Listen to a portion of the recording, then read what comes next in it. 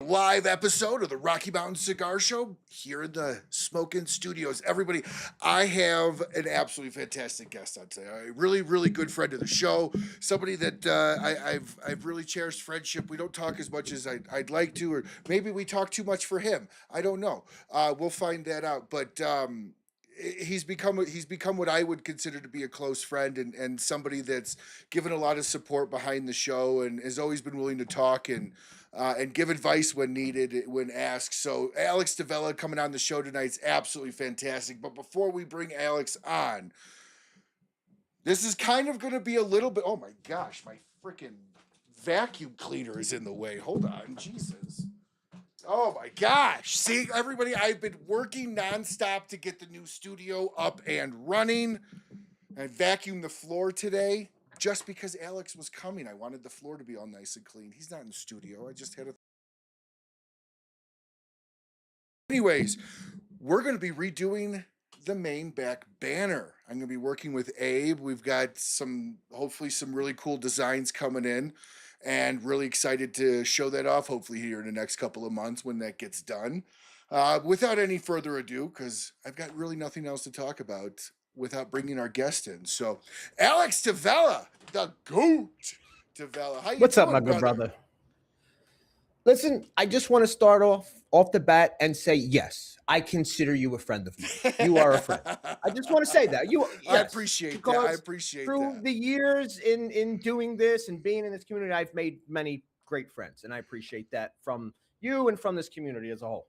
I really, really appreciate that. And honestly, this has been, I asked you, I think in year 2 of the show to do it. Something came up. And yeah, it just didn't work out. And so I'm really glad that it only took 3 extra years, but we got you here, What's you a know. couple years? Listen, what's a couple years amongst friends? Good things come to those who wait, right?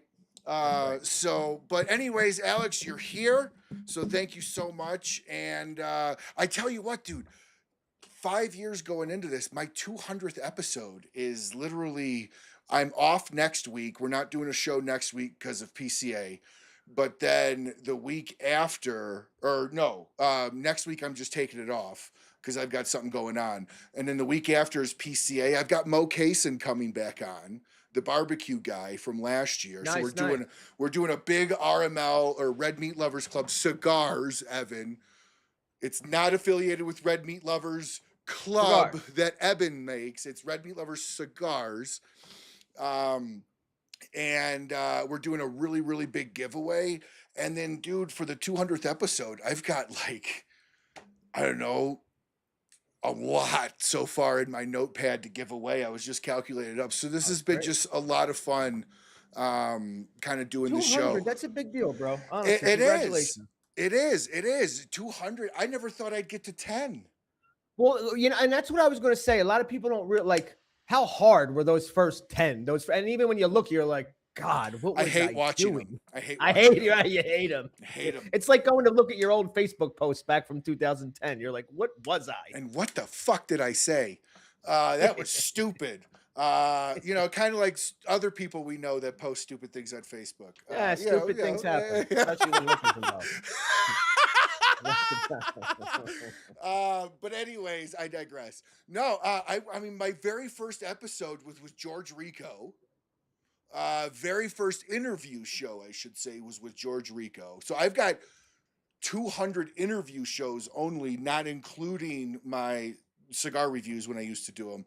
But I have a propane fire pit. And if you watch it, you see the glow of the fire pit in between my legs because it was February here in Colorado.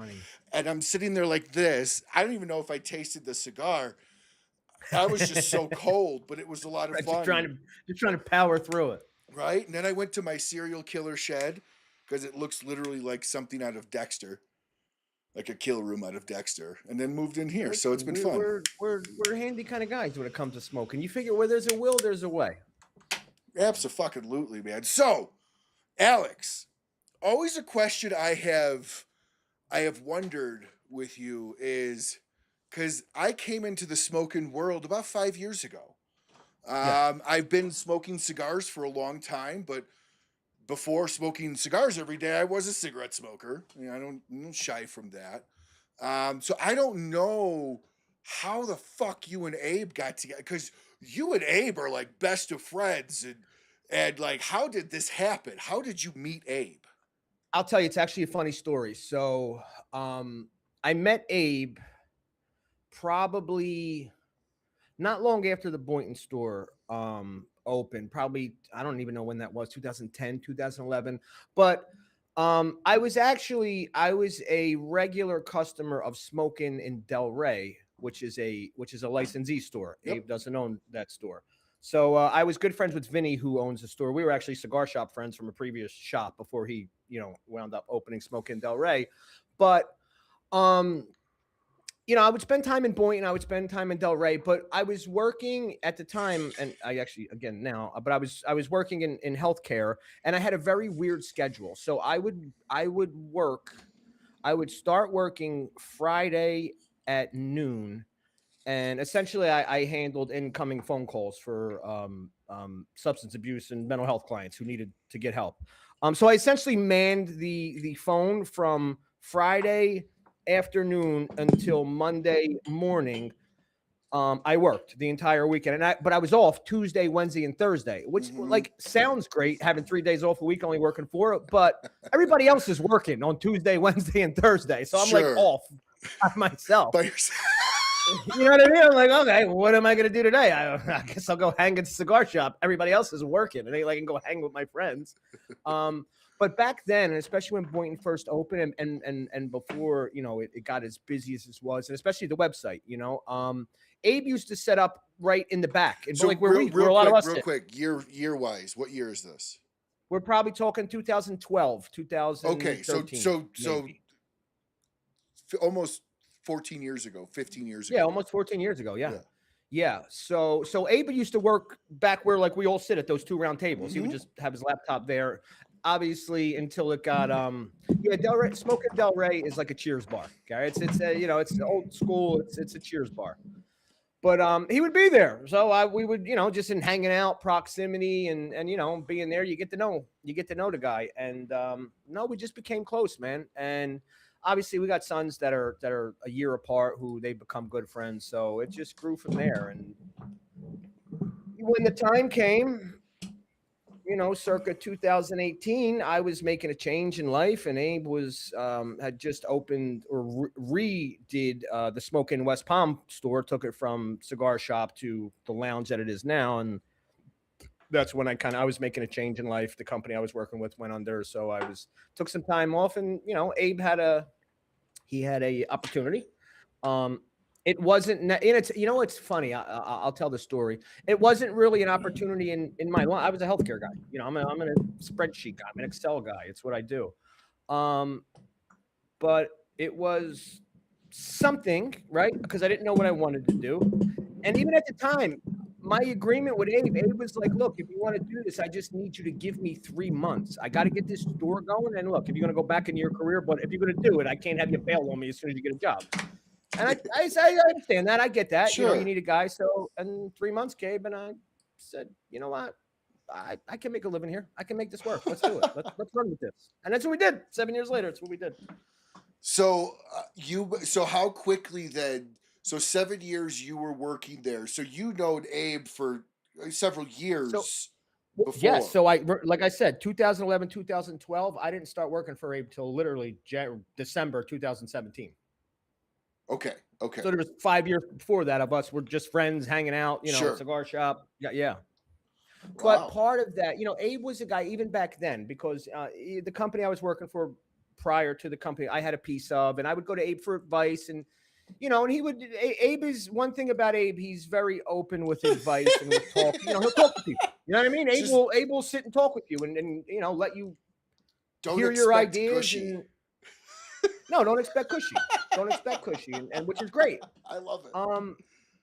But so with that, Abe kind of knew how I operated as a business person. Me spending so much time with Abe, I understood what he required of his stores and his employees and his what his brand is. So when the time came, it just was kind of like, okay, I get it. I know what we want to do. Let's just give me the fine details and let's get running, So But yeah, there was a time. It was about 5 years before I actually. what was your title when you started, and what was your title when you left? Or did titles not matter at all? Well, no, I mean, I had a title, not to the, I was I was the store manager, the general, not the, well, I guess you would say the general manager of Smoke in West Palm Beach. I was that store manager, which Okay. means, I not only worked the shop, I did all the ordering, all the liquor ordering, all the So cigar you ordering. started as general manager. Yes, I started. You I came in didn't. to manage that store. Okay. Abe needed a manager. Any retail experience before that, or was that just something No, Abe saw in you?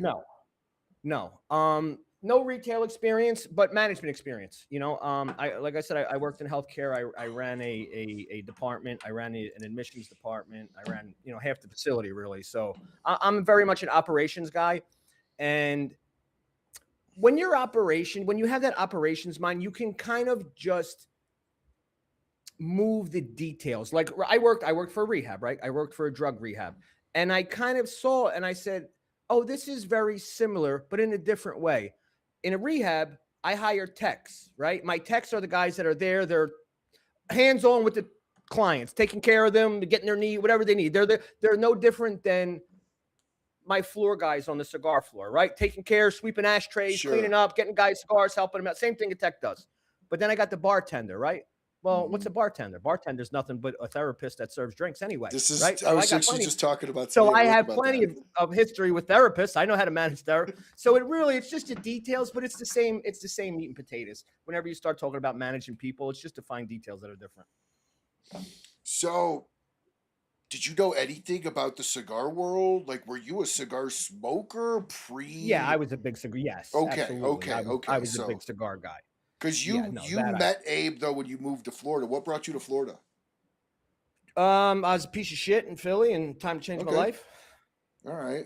We could dive into that as much as you like as well. I could see it. So I was. No, I'm just kidding. I was. Thanks. I'm just kidding.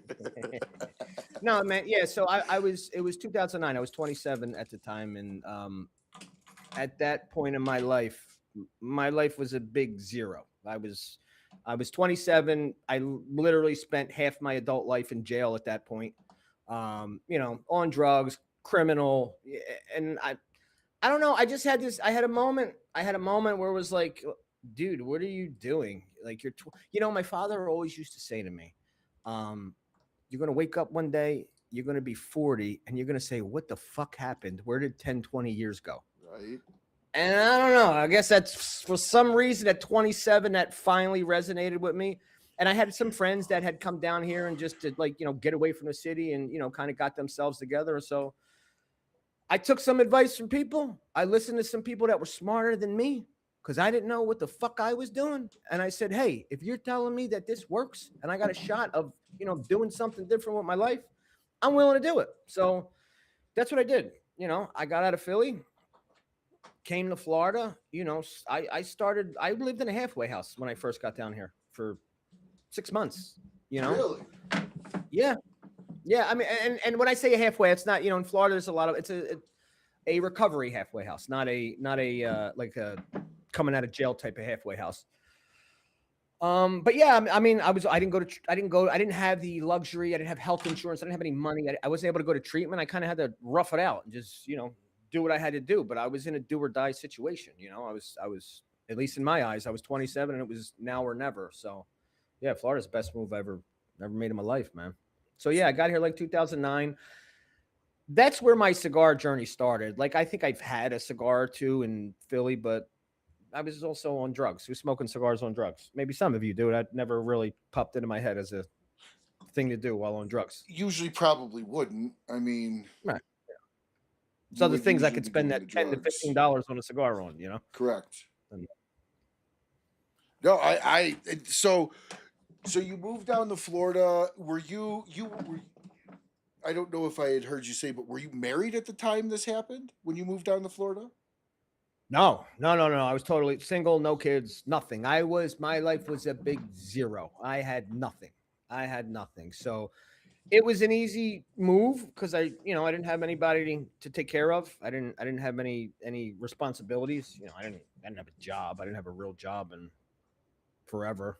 I've had I had some jobs. None of them ever lasted. I blew them all. So I mean, to be able to do it, it was easy to cut. Thing was, you know, you don't really even realize that's a possibility, you know, when you're stuck in the mess. So how did you, so many people don't pull themselves, or I should say, have the recognition to pull themselves out of situations like that. What was it what your father said, or what was the No, no, moment for you? I can, you want to hear the story? Yeah. It is a story. I have a moment. Some people have a moment. Some people don't. I just happen to have a moment. It's kind of a funny moment. Um, uh, for those that don't understand or have any listen, and nowadays almost everybody knows somebody who's an addict or dealt with substance abuse or this, so it's not really as taboo as it used to be. But anyway, if you're not familiar, there's a place in Philadelphia called Kensington, Philadelphia. It's the largest open air drug market in the country. You can literally people go to Kensington and never leave. So anyway, I was up in Kensington getting high, doing drugs, just being a total, at that point I'm like, I just got out of jail. I've finally finished probation or parole, whatever I was on. But I was on anyway. I'm taking the subway train back to South Philly, right? And while I'm on the train, one of the stops is Center City, right, which is like the downtown area of Philadelphia. So I'm already on the train, and I see a kid that I know from the neighborhood on the train. I haven't seen him in a while. I mean, I'm on drugs. I don't want to see anybody, honestly. Sure. But I see a kid from the neighborhood that I know. But this kid, he was, look, we were a bunch of tough street pieces of shit in Philly. That's what we were. That's what me and my friends were. We didn't have money. We weren't big money drug dealers. We were tough street kids. That's what we like to do. We didn't have money, so we like to fight. That's how we justified our own existence. But the kid on the train, he was from our neighborhood, but he was like the nerd kid.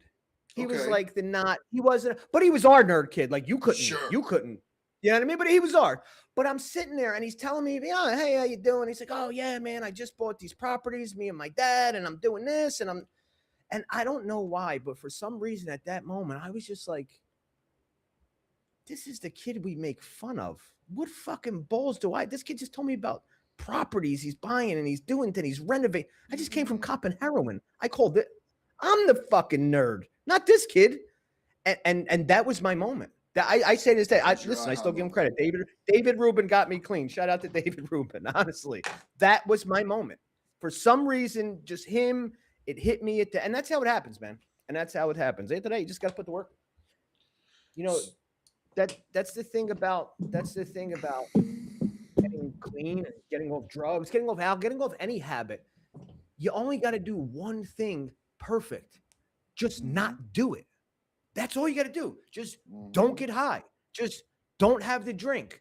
Just don't put the porn on. Just don't, whatever it is, you just got to, everything else can be fucked up. But as long as you get that right, you got a shot at fixing those other things. Sure. The minute you pick up, your shot's over. Sure. Yeah. I mean, yeah, that's why relapsing is so prevalent. I mean, you know this, recidivism rates in criminal cases for drug addicts is massively high. Recidivism rates for going back to drugs is massively high. So, I mean, I would say you're a big success, and I know it's something that you struggle with. It's something that every addict struggles with, in the sense of like, now it might not be something like you wake up every day and go, oh, I need a drink, but like, you know that if you have that drink or you have something, it could jumpstart it again. Absolutely. And look, I see it in my everyday life, right? It's not, you know, I have to be kind, not in drugs and alcohol. Look, I've been clean for 16 years. I don't think about a drink. I don't think about a drug. But every once I have to pay attention. Hey, you're being a junkie with chess right now. Like you're not even finished your work and you're playing chess. Yeah. Hey, you're being a junkie with video games. I could be a junkie with work. When I get into something, I want to watch YouTube videos. I want to know everything. I want to read articles. I want to do it. I don't want to be bothered. So I can just as much obsess and junkie out over something like working out or chess as much as I used to over drugs. Sure. Which to a degree is healthy, but too much of anything is unhealthy. Sure. No, I mean, it's right. It's finding that balance. But I mean, you're right. And most people most people wouldn't sit there and go, "Oh, I'm a chess addict," and go, "That's a bad thing," But too much of anything could be taken as a bad thing because if you're Right. devoting your life to it versus your family, your kids, it obviously could change. So why Florida? Was it just because it was just polar opposite of Philly? No, Florida is actually a big hub for recovery, for treatment facilities, for substance abuse facilities. I mean, it's a destination. There's places like Florida, places like California occupy probably the most treatment centers. Part of it is location. Hey, you want to get out of you getting out of the area. Part of a big part of getting yourself together and from anything is a lot of times getting away from the people, the places, the things that you used to do, right? Because you can go to treatment, you can get yourself together, but if you're going to go right back into the same shit, I'm not saying it's impossible, but it's very hard. It's very hard. I did that coming out of jail how many times and just went back to the same shit. So Florida, California, those kind of places are kind of destinations for like rehab facilities and recovery communities. Well, I mean that makes total sense. That was your profession, so I mean that lines up with it for sure. And you had mentioned something that actually I used to quit smoking cigarettes in a way. I changed my routes that I drove. Because what I found out for me is literally when I hit certain intersections, time for a cigarette. To the point you're where not even your brain doesn't even say it. It's just no. Yes. It was just like breathing. It was second nature. All of a sudden, like when did I light this cigarette? But I know guys that I've been like, bro, you have one in the ashtray. It's lit. It's not even it's just like muscle memory. Your brain isn't telling you to do it. It's automatic instinct. You hit that corner, time for a cigarette. No, and in fact, it got to the point where like after I had quit smoking cigarettes, I went into the gas station and I walked out with a pack of cigarettes and I had no recollection of even really asking. But like it just came out of my mouth. Because it's just part of the usual. Get $20 of gas and a packet, whatever. But like I even said it for like 3 weeks, 2 weeks. So like it was just, but that was tough to quit. Was the cigarettes. That was the hardest of me was to quit. But you know what I realized, and why I felt comfortable going to cigars versus because some people, there's two types of cigarette smoker quitters. There's those that will forever smell it and want one, and then there's those that smell it and absolutely despise it. Like it doesn't go in the middle anywhere. I'm a smell it and despise it at this point. But really, what I realized with myself was I wasn't addicted to the smoking aspect. I enjoyed smoking. It had nothing to do with me looking for nicotine. It had nothing to do. So when I picked up cigars, I was like, oh my gosh, this is hitting every light in my system that I want to have hit with cigarettes. I never even remotely looked back. Like done. It's funny because I wasn't a smoker in any form. I never smoked cigarettes. I really wasn't a weed smoker back when I was getting high. So it was really to even wind up as a guy who smokes 2-3 cigars a day is kind of really outside of. I was not a smoker, although it is very different. And not inhaling is a huge difference than inhaling smoke. Huge. And I didn't have to go through that learning curve either, which a lot of cigarette smokers do. And it's funny, even now with news, I'm like, listen, don't worry about it. It'll only take you about 2. You're gonna gag, and then you'll know to never inhale again. You'll get a good one, and then you'll learn. Well, I mean, I have always smoked cigars in some kind over the years. Never what I do now, but yeah, I mean, it was honestly going from cigarettes to cigars was easy for me because once it clicked for me that it wasn't nicotine I was searching for, it was the act this of is everything smoking. I want without. Correct. Right. Like it was just instant, and all of a sudden I never even considered cigarettes again. Like so. Let me ask you a question. Yeah. Because your ad. Are you a pipe guy? Yes. Are you? I want to be big pipe guy. Makes me feel smart. I always say it, man. I want to, especially in like because I can sit in my office. I'm the man. I gotta get. I need you to send me a list, bro. I need you to send me. This is the opening order of what you need for pipe to be a pipe guy. So you know what I'm saying? Because I don't even know what the tools are. I'm a cigar guy. We don't sell pipe equipment. Honestly, I need a rundown. I will help you with that. I will tell you who the best person in the world for that is. Saka. If you called Saka or texted him and said, give me 5 pipe tobaccos I should start with, I guarantee you within 5 seconds, he would give you a list of 10. This guy, I love Steve. He's become an incredibly good friend. This guy decided to send me I'm not exaggerating. Vinny has the box, our friend Vinny Benelli. He has the box of anything that Steve touches, Vinny wants. He needs it, right? And Steve sent me a 28-pound shipping weight box of pipe tobacco that was he was getting rid of. He goes, that was just what I was just going to get rid of out of my stash. I'm like, this is what you were going to throw away? He goes, yeah, I figured I'd ship it to you. Some of it was from 17 and unopened, 19 and unopened. But sounds like Steve Saka. There's also some of it had like research notes on it. So part of me goes, I wonder if this was some of his Stillwell research. Yeah.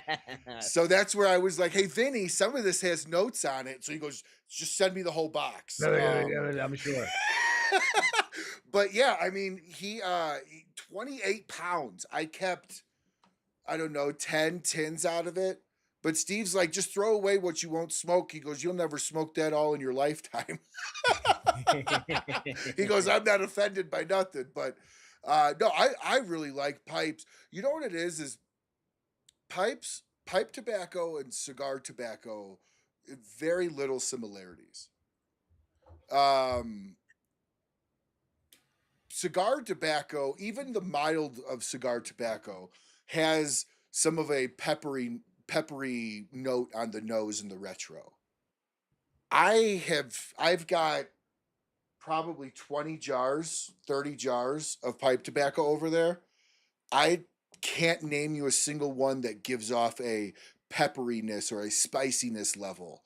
Right. That's why there's a lot of guys, in my opinion, that are cigar smokers and pipe smokers, but when you ask them aromatics, I'll never smoke an aromatic cigar or a flavored cigar or a sweetened cigar. All I smoke is aromatic pipe tobacco. Like, it's totally, aromatic pipe tobacco is not the same as an aromatic cigar at all. Well, I would agree with that, even though I have no experience. But just in thinking about like the Stillwell Star aromatic, that is a different type of aromatic flavor than that. I feel like it's not as intense. Well, you also remember you don't get a sweet tip with a pipe, so you're not fighting that sugariness over that of the flavored cigar. You know. Yeah, that's something I want to, because what I understand is when you're smoking a pipe, you got to be with the pipe. It's not like smoking a pipe and doing it. You don't want to work and it's like having a 5-year-old. You got to give it attention, but like for me, it's kind of perfect. I've actually my wife got it for Christmas, but I actually got a subscription to Jordan Peterson's Academy. Yep, which I'm really loving. And I'm just going to say this, regardless of what you think of Jordan Peterson, his academy is not full of politics. I literally dig through lessons on morality, on spiritual, on all kind. It is, and it's not just Jordan Peterson. So I thought like that's the perfect sit here, watch lecture, and I can and be with my pipe. Like, you know what I'm saying? And it feels watch a lecture. I mean, we're gonna make a little smoking jacket. I really put my smart looking glasses on. But that was like that's perfect time because I like that. Just like we get every once in a while, look, we smoke a lot. Most of the time we smoke, we're doing shit. But every once in a while, it's nice when you get them, when you realize you're smoking and you're not doing anything and you're just like with your cigar in the moment. You know what I mean? And sometimes the moments might only be 2 minutes, 3 minutes, and you go back to your work. But in them moments when you're just with it, and I always felt like that's you kind of have to be that with the pipe. Okay, so the way I explain pipes, and you're 100% right. Have you ever done that? You read a lot, right? Yeah. Have you? So you obviously have read novels. Cigar smoking's like linear, right? It's like reading a novel. Pipe smoking is more like choose your own ending.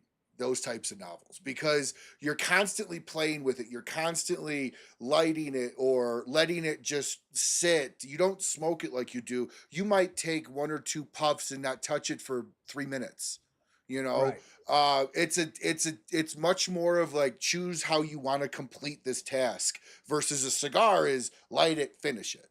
You know, you could play with it, stamp it. Like I have a pipe that my granddad was a big pipe guy, and his fingers were the fingertips were just black and yellow from just constantly. Some, Oh yeah, right, right. all. So that's what I grew up watching. So I catch myself doing that. I'm like, oh come on.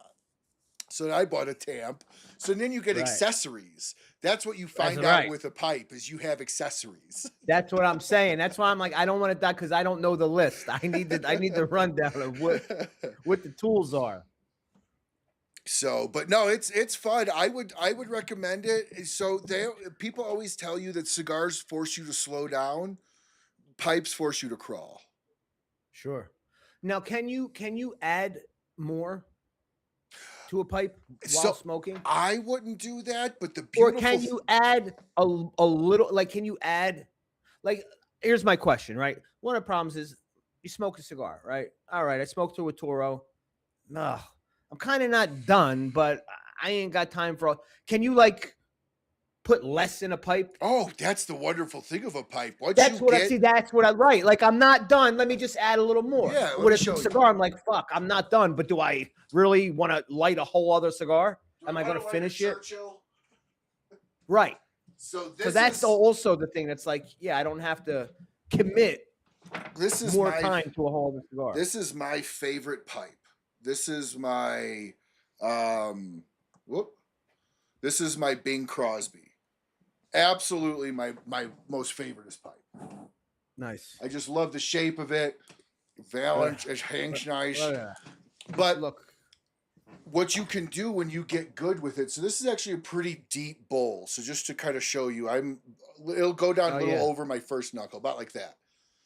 Yeah. So when you actually kind of learn the bowl, you learn how your tobacco smokes. You could pack a 10-minute pipe, and then you're done. You dump it out. We're done. See you later. Right. That's also what's very appealing to me, because a lot of times I'm in here, it's late. Like, yeah, I'm not smoking a whole other cigar, but maybe I want to hang out for another 20 minutes. I'm not done yet. Absolutely. Absolutely. And that's where the pipe is really, really right. nice. It's where it excels.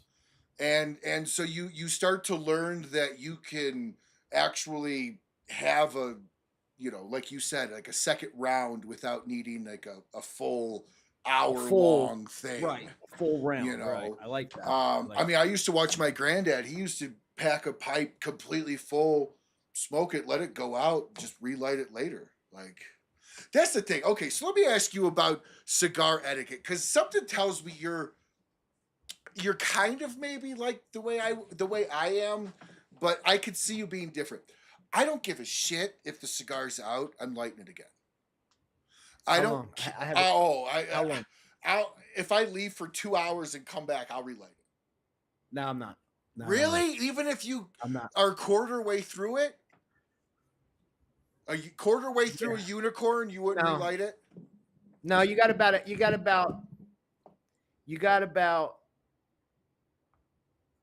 20 minutes, half hour. And I'm not saying it's right. I don't know. See, because I purge. Well, also, listen, you got to realize, too, if I'm in the shop, I'm working in the shop, it's, fuck it, I'm going to grab another one. You know what I mean? It's just, of course. Yeah, I would too. But like. The only thing, and I don't think the only thing I would say, there is something about leaving it, like, overnight is too much. That shit. Overnight's no, it's hours. It's a cracker. But yeah, no, couple hour, an hour, 20. Yeah, I mean, half usually, and it depends too, right? Like if I just lit it, yeah. If I'm very much, it's fun. It's funny, and I don't even know, but I remember a quote from Avo Uvazian, and I never forgot it. and he never smoked. He always only smoked like half the cigar. So he always said cigars weren't be made to smoke to the nub. And I don't know why, but I never do. I never finish my Pellegrinos at the shop. They all torture me, and I never finish a full cigar. No, I mean I'll be 3/4 of the way done, but half the time, guys, like there's cigars. What's a perfect example? Not the Eye of the Bull. Is the Eye of the Bull the little one? Yes, I think so. Dude, that's the size that I toss my cigar at. It. You know what I'm saying? Like yes. when my cigar gets, I'm okay. like, I mean, it's great. I've had it, but I'm like, that's usually where I'm tossing it. So that's you smoke it like there's a cigarette filter on it. You get to a line and you're done. Yeah, I get to it. Yeah, like once I get a little below it, I'm ready to move on. See, I was that way with cigarettes. There's a Camel on the right below the Camel filter. I smoked once you hit the Camel, I threw it away. You know. So like, I mean, that's the same thing. I know people that once they hit the top of the band, it's done. Like they're like, I'm not going to go above the band, or else they would have made the band higher. You know, I'll hit it like it's a blunt. I mean, I'm from Chicago. I'll take that thing and I'll go all the way down. I actually got criticized at my first show. The guy got criticized in a bad way, but the guy that helped me launch the show, Sean Sauergrad, up at Smoking Cave Cigar Lounge in Highland Ranch, Colorado, he's like, "Hey, I just gotta tell you, don't smoke it that low." He goes, "It looks like you're not smoking a cigar anymore." I'm like, okay. I went back and watched the video. I was like, oh no, legitimately. I was hitting it down to the bottom. Okay, so Gary says 10 minutes. 10 minutes? 10 minutes is quick. Gary's fancy. Gary's got a lot of cigars too. He's got a lot of cigars. Gary's got a lot of cigars. They can do that. 10 minutes is that's a shit. I gotta go take a shit. You know what else too? You know what else? I don't gatekeep either. I don't care if you stick your cigar. No, Eye of the Shark's the big one. Eye of the Shark is the shark size. Eye of the Bull's the little one. Eye of the Shark is a shark size. That's a shark size Don Carlos. I think it is Eye of the Bull. It's Eye of the Bull's the little one, yeah. But I don't gatekeep. I don't care if you stick your cigars up your ass. Do what you want. You know what I mean? Smoke your cigars, have fun. I don't honestly, for even working in a shop, like, unless it was my friends really asking me, I wouldn't even tell guys that their Cubans were fake. Whatever. Go enjoy your cigar. You know what I mean? Who am I to fuck their night up? You know, oh yeah, man, it's great. It looks, you know what I mean? Unless it's my friend and they really, are these real? But if guys like, oh yeah, great, enjoy them, bro, great, you know. Anytime anybody has ever asked me if a Cuban is real, they don't even finish the sentence. I say no. No, yeah, no. They're like, no. Do you know if this is real? No. Where'd you buy it? I bought it in Mexico in a 3 cigar case with a glass front. No, completely fake. No, it's fake. It's fake. Dude. Unless you went to Cuba yourself and picked up the box, it's probably fake. So, and I gotta say, I am pretty good at picking out, especially Cohiba. Cohiba's pretty easy for me.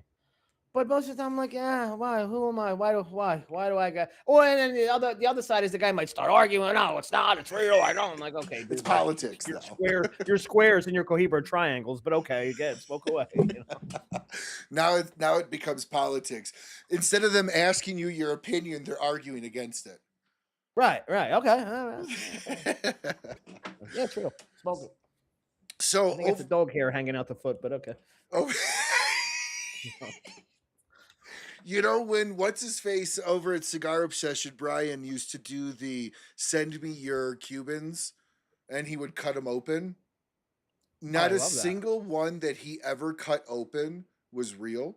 And in fact, not a single one that he ever cut open that I remember was a long leaf cigar. It was all scraps, fillings. Literally, he opened one that had like dust bunnies in it, like when he started pulling it apart.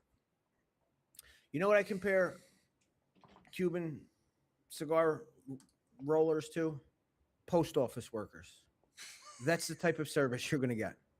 These and it's a shit. Look, these people in Cuba who lived in a fucked up country, they're working for what they work for, and what they're getting is what their bowl of rice or whatever they're getting paid is what they're getting. So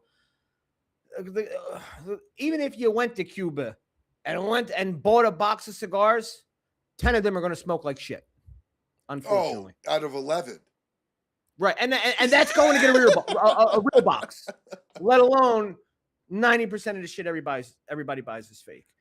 And listen, and I've had great Cubans, and some Cubans are great, but I will take a Nicaraguan cigar over a Cuban. I have no issues with it. Same way. I like the punch. I would prefer it. If you came to me and you're like, yo, come on, let's smoke, and you opened up your box and you had 2 Cohibas and 2 Padrones, I'm grabbing a Padron. Yeah. No, I'm the same way. I like the punch. It's like an ultra light. I just think Nicaragua has surpassed Cuba easily when you want to start talking about quality control and things of that. But I just think that, everything we desire in a cigar is there in one way or another in Nicaragua, Dominican Republic, any of those places, man. New World cigars have come. So it's hard to get a bad cigar nowadays, like a bad, not one you don't like, not one that's not free, but like, it's hard to be like, that is fucking awful. I don't know how anybody even tried to sell that outside of CAO Firewalker, but shit happens. Thank you so much, Richard. Look at this. Richard's such a good friend. He sent me out some Opus. He sent me a text. I don't, dude, I'll be upfront with you. Everything in my humidor that's over $20 was given to me. I don't know that I don't buy cigars that are over $20 a stick. The Namakubi. Namakubi was the cigar. Was one of the few cigars I bought that was over $20 a stick. And I'm talking Florida prices, not Colorado prices. Hell, right. A Micallef Color Series is $12 out here. So in Florida prices, dude, I stay under $20, and so it's always so awesome to have like really like awesome friends. Like Vinny gave me a unicorn a couple years ago because he knew I would never buy one. And he's like, I've got like 6 boxes, 7 boxes. I'm like, oh my God. She's like, couldn't even imagine. Man, look, I work at Smoke Inn. I have access to almost anything, right? And we get more than most. I smoke an AJ Fernandez Bellas Artis Toro almost every day. On KMA, we call it my Wawa coffee. That's my it's my Wawa coffee. Is it the best coffee in the world? No, not a chance. Not by far. But is it the same exact coffee? Is it the same exact cigar? Exactly what I want every single time I light it up? Yes. That's my fucking Wawa coffee. Mm-hmm. It ain't the best, but it's perfect for what I need when I want it. Don't tell that to Kevin about $10 cigar. My everyday cigar is a $10 AJ Fernandez. Yeah. I mean, that's the thing is like, I would, when I'm at like an event or I'm doing something and people are handing me stuff, I always tell them, take the band off. Like, let me enjoy the cigar for what it is. Because if I know it's a 50, 60, 70, 30, 25, I mentally put more stake in it. And it's kind of like a hyped up movie that's really good that you wish people didn't hype up, that you went and saw. You're like, it was good, but my God, it wasn't as good as everyone said. You're right, because how many cigars have we smoked that we said that was good, but it wasn't $40 good? Correct. It didn't change my life. I didn't become a millionaire for it. Where had I not been, because listen, unfortunately, the price point comes into play. But had I smoked it without knowing the price point, I would have probably just said, "Oh, that was really good." Yeah. Oh, now I'll spend $40. $40. Right. Oh, that was really good, but I don't know if that's a $40 cigar. Yeah. Yeah. I mean, although it's interesting though, because it's like that. That 20 range has really grown. Sadly, as the $10 range, it's the $100 range too. Right, the 100 and the 20 up has grown as the $10 range has. You know what? Honestly, that's why I give a lot of credit to like you got them on the wall right there. That's exactly the companies like Micallef who said, "Fuck it, we're gonna. Everybody's leaving this road. We're gonna hit it. We're gonna hit where everybody left." And they, literally sub $10 Umbagog you could smoke every day, not every day, and it's not a big deal. Like $10 a day for a habit. Like you figure you go to a bar, you're $10 for a drink. I'll get more enjoyment out of an hour and a half cigar than a $10 drink that I'm done in 15, 20 minutes. Bro, coffee and a bagel will cost you $10 a day. Just go to Dunkin' Donuts by Mothership. You're $10 for a breakfast sandwich and a drink. Right. So yeah, I mean $10 is not bad, but I just there's so many times where I've smoked cigars that are worth more, and I've been like, man, I can't see myself spending this, Right. Okay, I can say that I had it. I don't know that I'm spending this kind of money again on a cigar. Yeah, and you I do know that it better than anybody because you work there. There's so many people that smoke a cigar for the label alone that Absolutely. can't explain, describe, or give you any flavor profile or complexity actually on the cigar. They're like the fan of the of a book that only read the cliff notes. Just to say Yes. I know about the book, but they're band smokers. Those are very annoying. Yeah, because the problem with those kind of guys is they discount other bands, right? That they really don't know just because it's not the I will, band, Tony. just because it's not the band that they want, Mhm. and that's kind of what was fun about the Connoisseur Club. It's kind of why we Yeah, came up with that. It made it fun. it did. Because when a That was a cigar great was bad, you didn't know anything about it.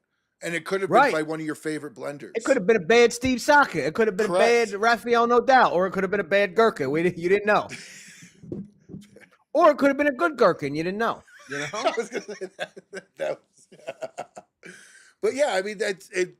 I mean, I don't know. I think it's fun. First off, I don't believe anybody outside of maybe a handful of people in the entire world can Pepsi challenge a cigar. Period. I don't think that's possible. I think a handful of people that are like the really elites in the blending Yeah, like world, Dion, Dion, or like Dion. the elites that we don't Right. even know about in the Yes. factories that like Right. they Those guys in the factory. they can Right. they can Pepsi challenge a cigar, but I don't believe anybody could take 3 cigars and go, name me each one. They're all For sure. Dunbartons. Pick out each one. I'll give you Right. the thing. Now there are ones I do think that are a little easier. I think it is easy to tell Nicaraguan tobacco over Honduran Sure. or Dominican. Sure. I can usually I feel like I can, for the most part, depend on certain things. I can usually catch a wrapper. Like a real Corojo, okay, that's Corojo. I can catch a real Corojo. I could do that. You know what I mean? Yes, Ish would be one of those people that I actually have seen Ish. I've Pepsi challenged Ish. I gave him a cigar that was a brand new release cigar. I'll tell you after the show. A brand new release cigar by a friend of ours, both of ours. And he cut it out. He smoked probably a quarter, 3/4 of it, or a quarter to half of it, cut it open and literally laid it out. I pulled up to the schematics on smoking and he hit it right. And it was literally just released the week before. So he hadn't even smoked. Listen, man, Like they're out there, but there ain't many of them. No, There no, ain't there's many of 'em. not. But There's they're not. out there. They're out there. And that's always kind of interesting to see somebody be able to do. Because cigars are just really a tough thing to do that for. What is your flavor profile? Where do you live in the cigar body world? I live in the medium realm. What's medium? What's medium? Because palates are different. So what's medium? Okay, so for me, medium is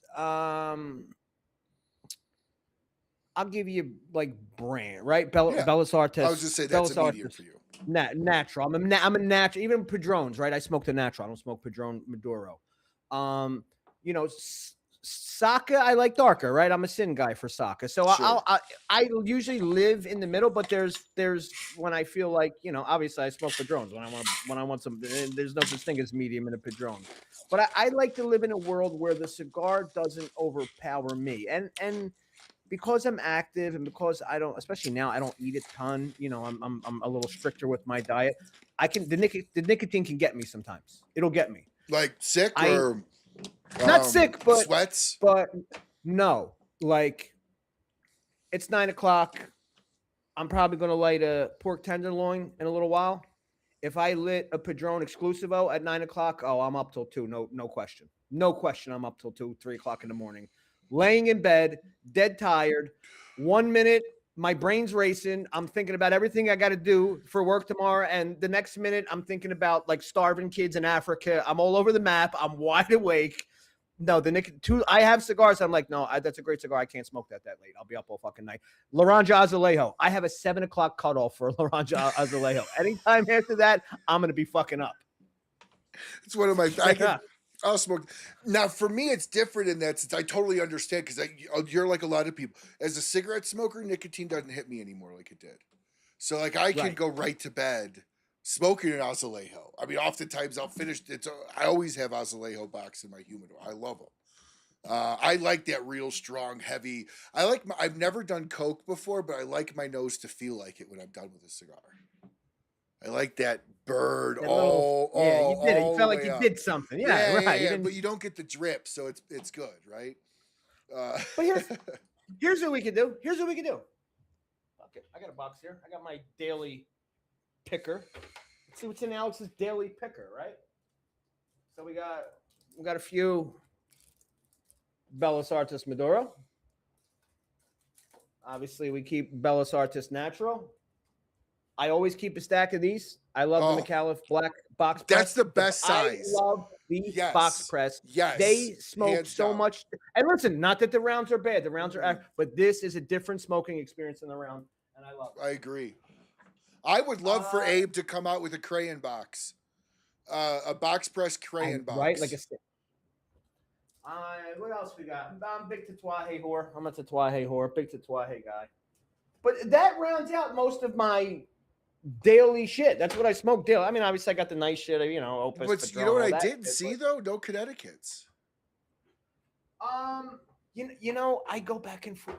It's very strange because I'm a Connecticut guy, but I don't know what it is. I don't know if it's maybe part of my diet, but every once in a while, my palate will change. It'll go back, but they'll turn bitter for me, which Connecticut's do. Yep, But for some reason, I get more. Like I'm in that tone right now. Normally, I'm that, and I'm a heavy Connecticut guy too. Knuckle Sandwich, Connecticut, Perdomo 30th, Connecticut, great cigars. But I don't know for some reason right now, Champagne, great. But right now, Connecticut's are tasting bitter for me, so I'm staying away from them. It'll go away. It's weird. Or in my head, I'll be like, let me try one. It'll be back. But it's a weird thing with Connecticut's for me. Yeah, see, that is something though that I can pick up very quickly. Like a really under fermented, a little bit bitter Connecticut. I get that taste.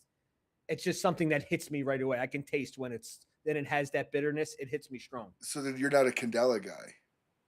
No, I'm not a Candela. I was gonna say you don't like bitter. You don't like Candela. But I also don't like that grassy barnyard hay type flavor that grass. Yeah, so that's just a flavor that I don't really care for. Whereas a lot of guys do, a lot of Candela, which is tough too, because I'm kind of a Davidoff whore, but a lot of Davidoffs kind of get that barnyard flavor over time too. Yeah, I mean, the best Candela I've ever had was the Apostate Feathered Serpent. I mean, it takes the Holy Lancer and crushes it, absolutely destroys it. So I have smoked Candelas. The two that stand out to me, again, they're not that I love, but as well done. Is the Illusion. Illusion does a good Candela. The Holy Lancer. And is that what it is? The Holy and the the Fuente 858 Candela is just a well done Candela. Yeah, that's kind of corporate Candela. That's kind of it's like corporate Candela. This is how. Yeah, it's kind of baseline Candela. Right. Right. This is what a Candela is supposed to do. Yeah, and the Holy Lancer was better than the 858. And they smoke well. They're not, because that's the thing too. Fucking, you get a Candela, that a bad one, that wrapper will crack instantly. Oh, that thing dissipate. Yeah. I got to give them credit, but because I remember when the first Filthy Hooligans were tough because that Candela was so fragile. It's brittle. It's brittle. Yeah, but they've gotten better with it over. They didn't crack at first. They were tough, but yeah, Candela's very, very brittle. Yeah, if you do get the opportunity, even Kevin Sheehan, so I'm a big Candela guy. Kevin's a way bigger Candela guy. Yeah, Kevin's Candela. Richard, I'm not a big Roma Craft guy. I'll be up front. I haven't smoked a lot of their cigars either, so I can't really say everything, but they're just not really out here in Colorado, and I don't even think Abe carries them, so I don't smoke them really. Abe doesn't carry him just because, he's kind of a limited product. He doesn't, really make a ton of cigars. So Abe doesn't want to be in a position where he's carrying a product and then it's out of stock half the time. Yeah. I'll be honest, I just don't care for Skip Martin, so I don't smoke his cigars. That's just me. I'm willing to say it. You know what I mean? I'll go there. I'll say it. I'm not gonna say I just don't care for him. I'll leave it at that, and so I don't smoke shit. But if you Look, do get the opportunity, though, Alex, smoke the Feathered Serpent from Apostate Cigars.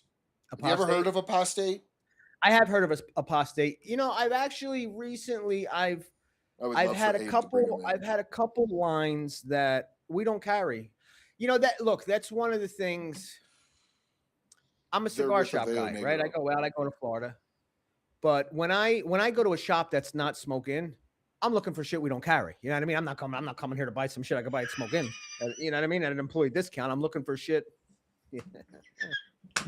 I agree. That is the best way to put it. It's your shirt. Right. Massey's greater than Trump, and Skip's cigars are greater than Skip. That was fucking perfect, Gary. Actually, that should be a shirt. That should be a shirt. Skip should make it. He actually should make it. That'd show his it was an ability to laugh at himself. Yes, maybe if that's possible. That would be it. Fuck, what was I saying? That was really funny, Gary. Oh yeah, so when I go to another cigar shop, I'm always looking for shit we don't carry, right? Correct. I just find it. I don't want to, you know. I could. Yeah. But two lines that I've come across that I've actually really avowed. Yes. That's the. I've never smoked them, but I heard of them. I hadn't smoked them either. I saw Jay Davis made a post. And I said, "Oh, I should try." And then I saw it, and I got to tell you one that I've really liked, and I was glad to find out actually Smoking Del Rey, Vinny carried them, but La Galera, man, I really enjoy their cigars. La Gloria? No, La Galera. Yoshi La Galera. Okay, yeah. Yoshi Blanco is legend. But yeah, I mean, I really only buy 95% of my cigars are smoking. Obviously, I support Abe. Abe supports me, but I don't really buy in Colorado because it's like a 58% sales tax. Sure. So like it's fucking ridiculous. And Abe doesn't collect Colorado taxes. Maybe I shouldn't have said. I'll cut that out later. So it works out really good. But yeah, I would love for Abe to carry a positive. If you get the opportunity to look for them, they're now distributed by Oveo Negro. Okay. And so my guess is at some point in time you'll probably see a collaboration between. My guess would be the darker one, which is Blackworks, right? No, Black Label's the more sinister one, right? Or the gothic one. Is it Black Label or Black? Yeah, Black Label. Blackworks is more the graffiti type. Yes, yeah. So you'll probably see something like Blackworks, my guess, come out with Apostate, because Apostate's whole thing is they make fun of the Mormon religion.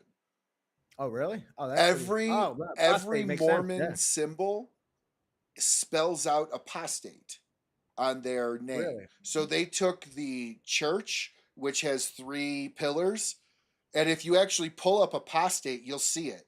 It'll be easier for you to do that. But when you look at it, they turned the church on its side to make the E. They're all those religious symbols. I see that. Now, is he a X?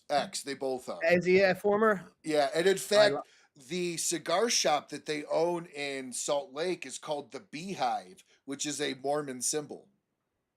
If you notice, if you look at the apostate, there's a beehive in there. The P. The P is a beehive. Yeah, and then what else they did? So Mormon religion has like church blessed underwear. Yes. Listen, I don't try, but I always found like the underwear thing a little like that was the like you dudes wear special underwear. What is that about? You know what I mean? I don't know your religion, whatever, but the underwear thing I always found a little strange. So what they did, I don't even understand it. So what it is it's underwear blessed by the church that's supposed to essentially be a spiritual chastity belt for you. So from what I understand, your spouse is not even supposed to see you in your religious underwear. Like it's supposed to be that sacramental. Yeah, I can't explain it other than that. It's weird. Okay. Like we don't know. Do you get like when you come in, do you get like like you join a football team, you get your jersey. Yeah, I think so. I think like, and then Cintas comes and picks them all up, washes them, and that's what I'm brings them saying. Like, how does this work? Do you have like, is there like, do you get 7? I mean, or you have like 1? There's a hamper at the. Do you like get one and then you could buy more, like like an employee uniform? Will you give you the first one if you want more? You got to pay for it. I don't know how does this work. We need to figure this out. There's anybody in the comment section know how? There's a clothes hamper. There's a clothes hamper at the entrance to the church. You just throw them in there and pick them up. Right. Instead of collection plates, they pass out the underwear and put their buddy. But anyways, Apostate makes their version of special underwear. And in fact, if you look on Kevin Shahan's Facebook page for I think it was last year, he was fucking wearing them. It says Apostate on the ass. They're black. They're black briefs, and it says Apostate on the ass. I love this. I love this. So, but I was not aware of this. You should. All of their stuff is actually done with Hochi. Oh, is it really? Yeah. So it's all real. Ovello Negro just does distribution for them. They don't blend their stuff. So all their stuff is super high end, in my opinion. And it's absolutely fantastic. So if you ever get the opportunity, oh yeah, I got to check these guys out, man. Feathered Serpent is really good. Yeah, the really cool thing too about Apostate is the size of the cigar is the size of the cigar. They don't have lines. Like every cigar fills a purpose. Like inside. I see. Oh yeah. I see that. I see that. I like that better. I like that too. I don't have an issue with that. I don't have an issue with that kind of setup. As long as you're making, as long as they're distinct, like, because listen, you got one, you're not making a Toro, you're not making whatever you're making. As long as you got, when you're doing that, you got to have distinct cigars from the next one, Oh, but if totally. you do that well, yeah, it's great. Yeah, and we blended the cigar for this purpose in this size, so this is how we want to present it. Correct. It wasn't blended to be a Toro. It was blended to be a Corona. It was blended to be a Rebu. It was blended. I like that. Yeah, and it looks really good on the shelf when they're all stacked because you're not looking at 3 boxes of everything. Of the same, right. It goes in line with each other. That's always a question because I just find it interesting. That's always a question I usually like to ask manufacturers, and it's different because I get different answers from different people at where they start a blend, right? I always ask, because I've had guys like Rainier likes to start at a Corona. Yep, he likes to and go from there. Saka's a 6x48. Right, he likes to go because he knows he can go up. He knows he can go down easily. Yep. So, different. It's interesting. I always find that question interesting. Like, where do you start at when you start making what do you roll it at, and then go from there? Yeah, I actually was just talking about that with George Rico last week. That's a question that I think goes very much overlooked for the novice cigar smoker. In like Cigar 101, it should say in there, anytime you talk to a blender, ask them their blending size. That should be one of the first 5 questions you ask them when trying to get to know. Because if you're smoking their Churchill and you find out that their blending size is always a 6x48, well, you're smoking a sequel to the original. Right. And sometimes sequels aren't as good as the original.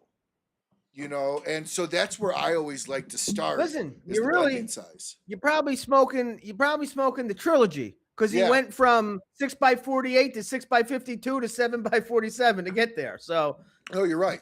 That is not the original. While it doesn't make it bad, but it is not the initial iteration of that blend. And it makes a difference. And it was one of those things that, honestly, until I started smoking 3 to 5 cigars a day for like a couple of years, I really started to I was always able to pick out flavor profiles and complexities and notes, but I never was able to actually like fine tune a size difference. That actually came later, I think, than maybe some for me.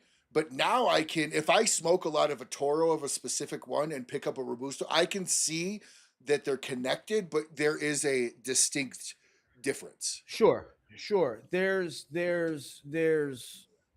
cigars that are like that, and look, then there's cigars that are not. I don't care what anybody says. A Padron 64 is a Padron 64 in whatever size you grab it in. That's true. Thanks for coming, Gary. Thanks for watching. Gary Brooks, see you later. You know what I mean? Padron's a Padron. But well, perfect example. Like we talked about earlier. That 6.5 box press Micallef Black is a different smoking experience than the Robusto and Toro. Completely. It is, and I like that one better. There's a perfect example of where the fifth movie is probably better in that sense, because they already put out a Toro, a Robusto, right. In that sense, the box press of that one. I even said this to Dan. I think the box presses are the best variations. Any of the box presses I've had, the green, the blue, the green, the blue, the black, the purple isn't out yet, right? No, the purple is out. And the red. And the red. The white's not out. Yeah. Of all of those, the box presses are significantly better. They smoke better. You could beat somebody with that thing and still smoke it. It is heavy as fuck. They are. They're heavy. They're full. They're fully. You know what I mean? They're not soft. They're they're really well done. They're really well done, and it's a different experience. And they also did. I gotta give them credit, man. Listen, I love the folks in Micallef, but they also deserve the credit that they get. You know, even just that small touch where the sides are just slightly rounded, it just gives it a different. I mean, it's really well done. The soft, really well done. Soft box press, I like too. Oh, but you know, you mentioned Saka earlier. I meant to say this. You want to know the key to talking to Steve Saka? Talk about anything but cigars. Talk about anything that interests Saka besides cigars. And listen, Saka will talk cigars for hours, but talk about some shit Saka's into. Like you said, you texted him one thing about pipes, all of a sudden. I did the same thing because Saka's actually a cologne nerd too, and I'm a little bit of a cologne nerd. I texted him, I asked him about a brand that he mentioned. I got back 4 paragraphs up. Try this one that has this notes. This is this one. This is the one you want for summertime. These are great. I was like, yeah, if Saka's into something and you can get him to touch him, and other than cigars, something that he doesn't get to talk about all the time, and you give him the chance to talk about it, he's in it. So this is what I envision Saka's office is. Filled with 3-ring binders. Filled with sheets of notes on everything. Every fucking restaurant he's ever been to. Right. Every fucking food he's ever had. Right. Every drink, watch strap everything. He fucking owns. Everything. Right. Binder every cologne, after every binder. Cigar, everything. Just binder data. after binder. Terabytes worth of binders in his office. That's just what I envision. He's got binders full of. The guy's taking notes of everything. Everything. I mean, I don't know. He watches Netflix and takes notes. Yes. I mean, he's got to. He's the original blogger in the cigar world. Literally. Right. The original blogger, the original understanding. Most people don't know that. Most people don't even realize that. No, he was doing it when DOS was a thing.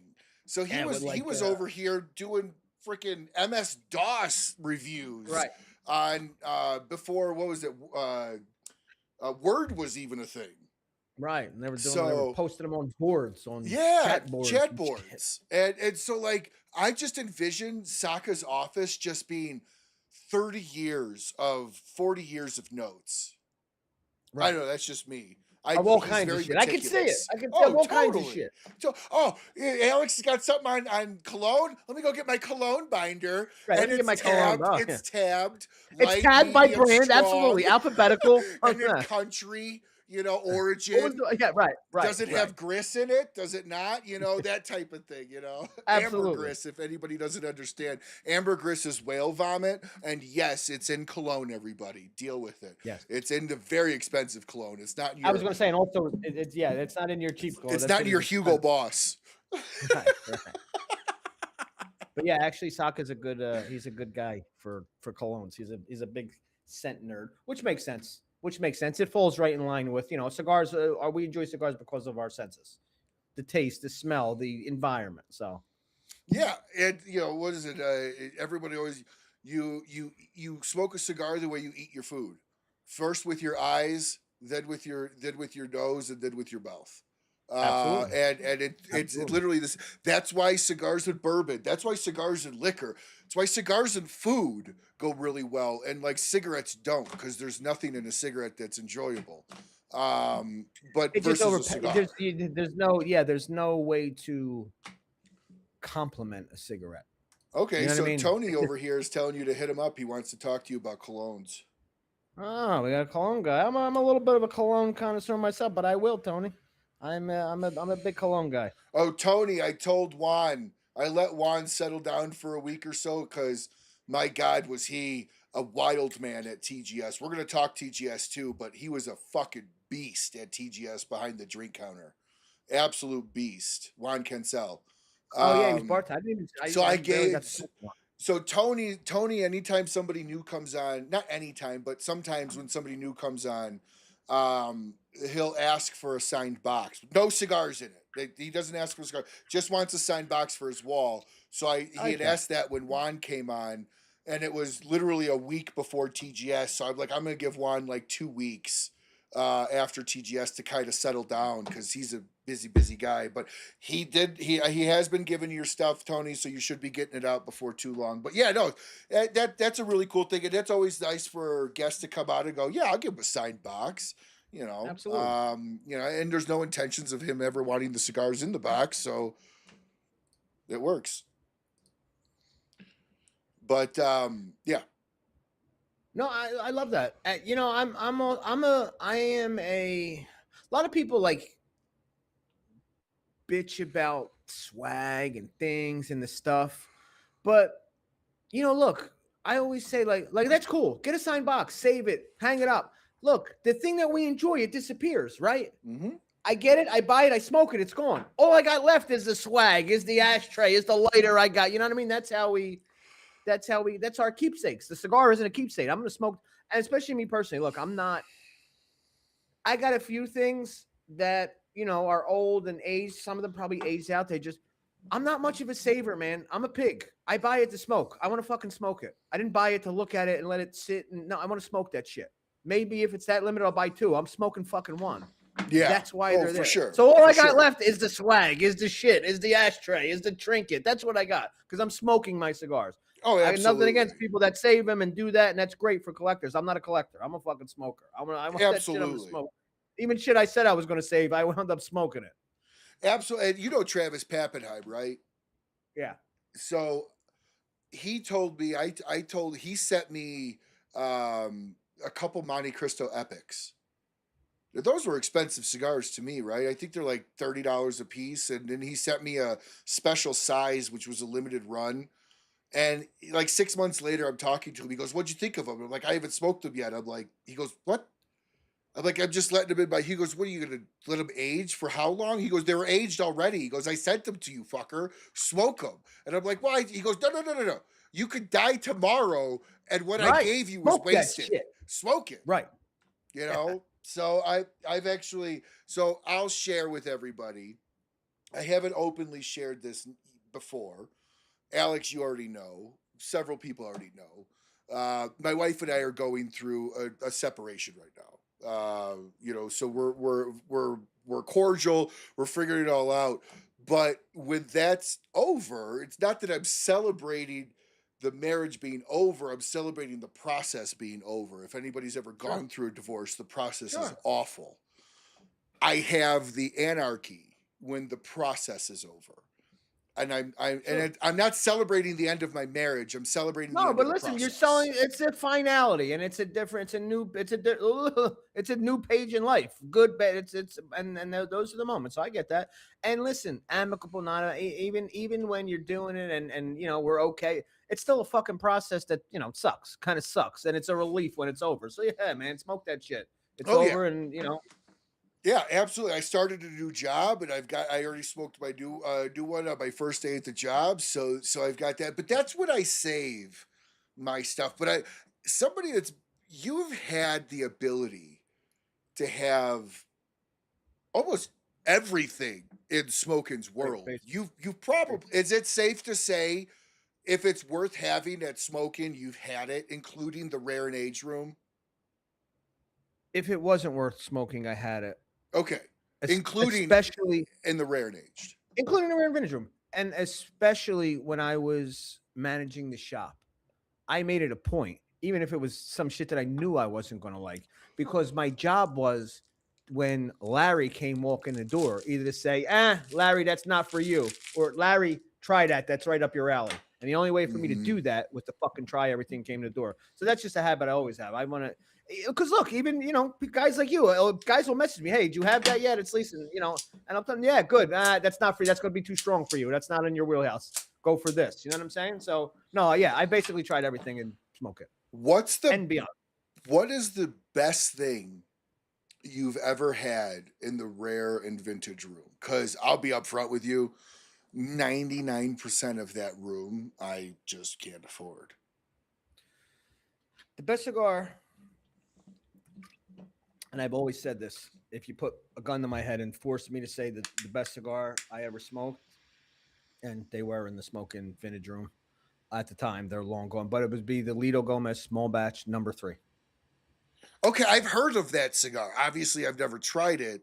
I've heard of that. Then they've had this. I think the last they did was number 7, but that number 3, and you know, here's the thing too, that I smoked that early in my cigar smoking journey. So who knows? It may not be as great as I thought it was at the time. But I remember for me, it was the first cigar that I smoked, and the small batch is nice. I just lit up a pork tenderloin. I'm on my second too. But it was the first cigar for me that I was like, I finished and I was like, man, I felt like I just smoked 4 different cigars. The way this thing transitioned so perfectly. But that's always one that stood out for me. That one that shocks me that is still in the vintage room that I'll grab every once in a while is the Padron microblend release. That is, we still have some of those. The Padron microblend that Smoke Inn did back in like 2000, I think it was like 2011. The size is what became the number 4. Actually, if you look at those cigars in the vintage room, they look like the number 4, but they actually came out. The number 4 came from that Smoke Inn original microblend. Padron didn't have a size that big. It's like a number 4. It's like, I don't know what a 4 is. It's like a 60 box press. Yeah. But they didn't have that size prior to that microblend release, and then the number 4 came out, and that's still in the vintage room. You're talking 2011, so you're talking about a 15-year-old Padron at this point.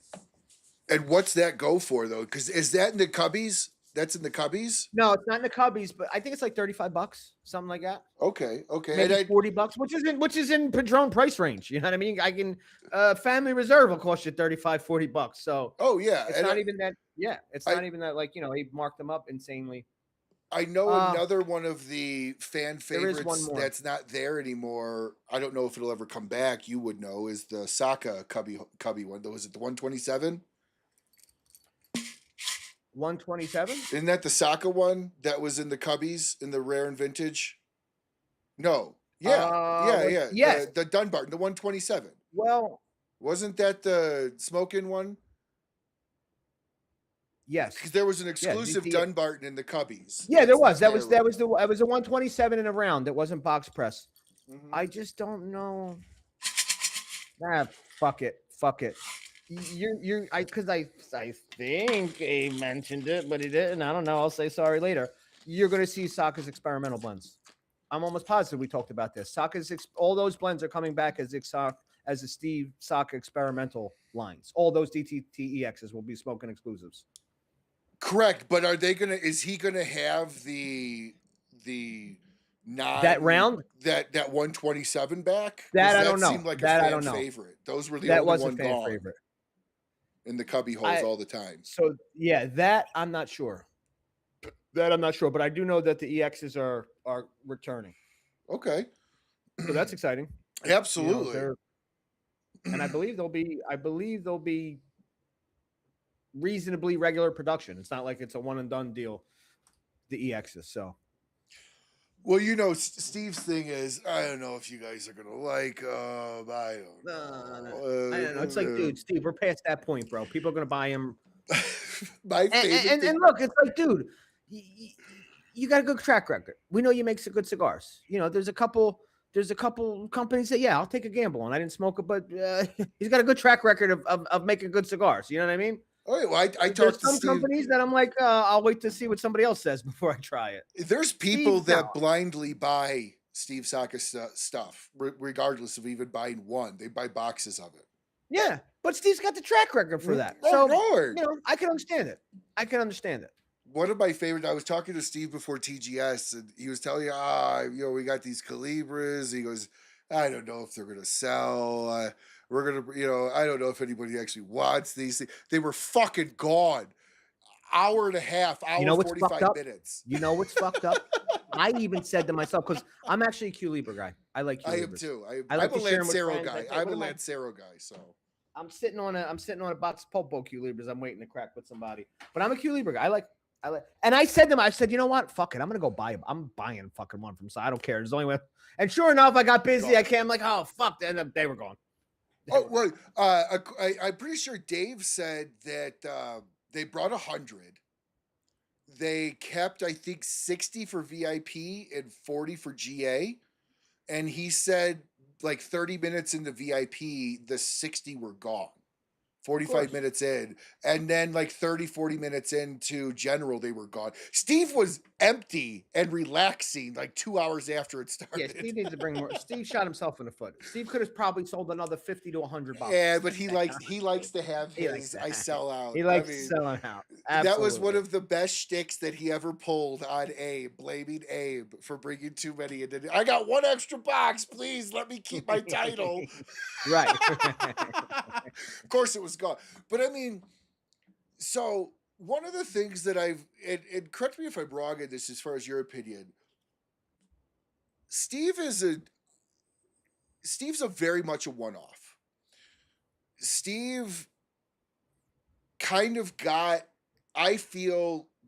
his clout because he's a no bullshit, call it like it is. If it fucking sucks, it sucks. He doesn't placate to anybody. He doesn't play by anybody's rules. He makes things that he likes, but he does it in a way that everybody enjoys it. But there are brands that try to replicate that and fail. Why do you think Steve is successful at being Steve all the time, and there's brands that try it and just bite the bullet? Because Steve's available all the time. Explain Steve's on the air all the time. Steve is making posts all the time. So you always have access to Steve. He's always on somebody's podcast, right? He's always doing a show. He's always making his post. He's always making appearances. You know, he's got this shtick, but his shtick isn't like, yeah, he's that. And it's not fake. Steve is, but he's always out there. Steve is fucking working like he just opened his shop or his line yesterday. But Steve is Steve on a show and off the show. It's the same Steve. But he's always Steve. Correct. He's always there.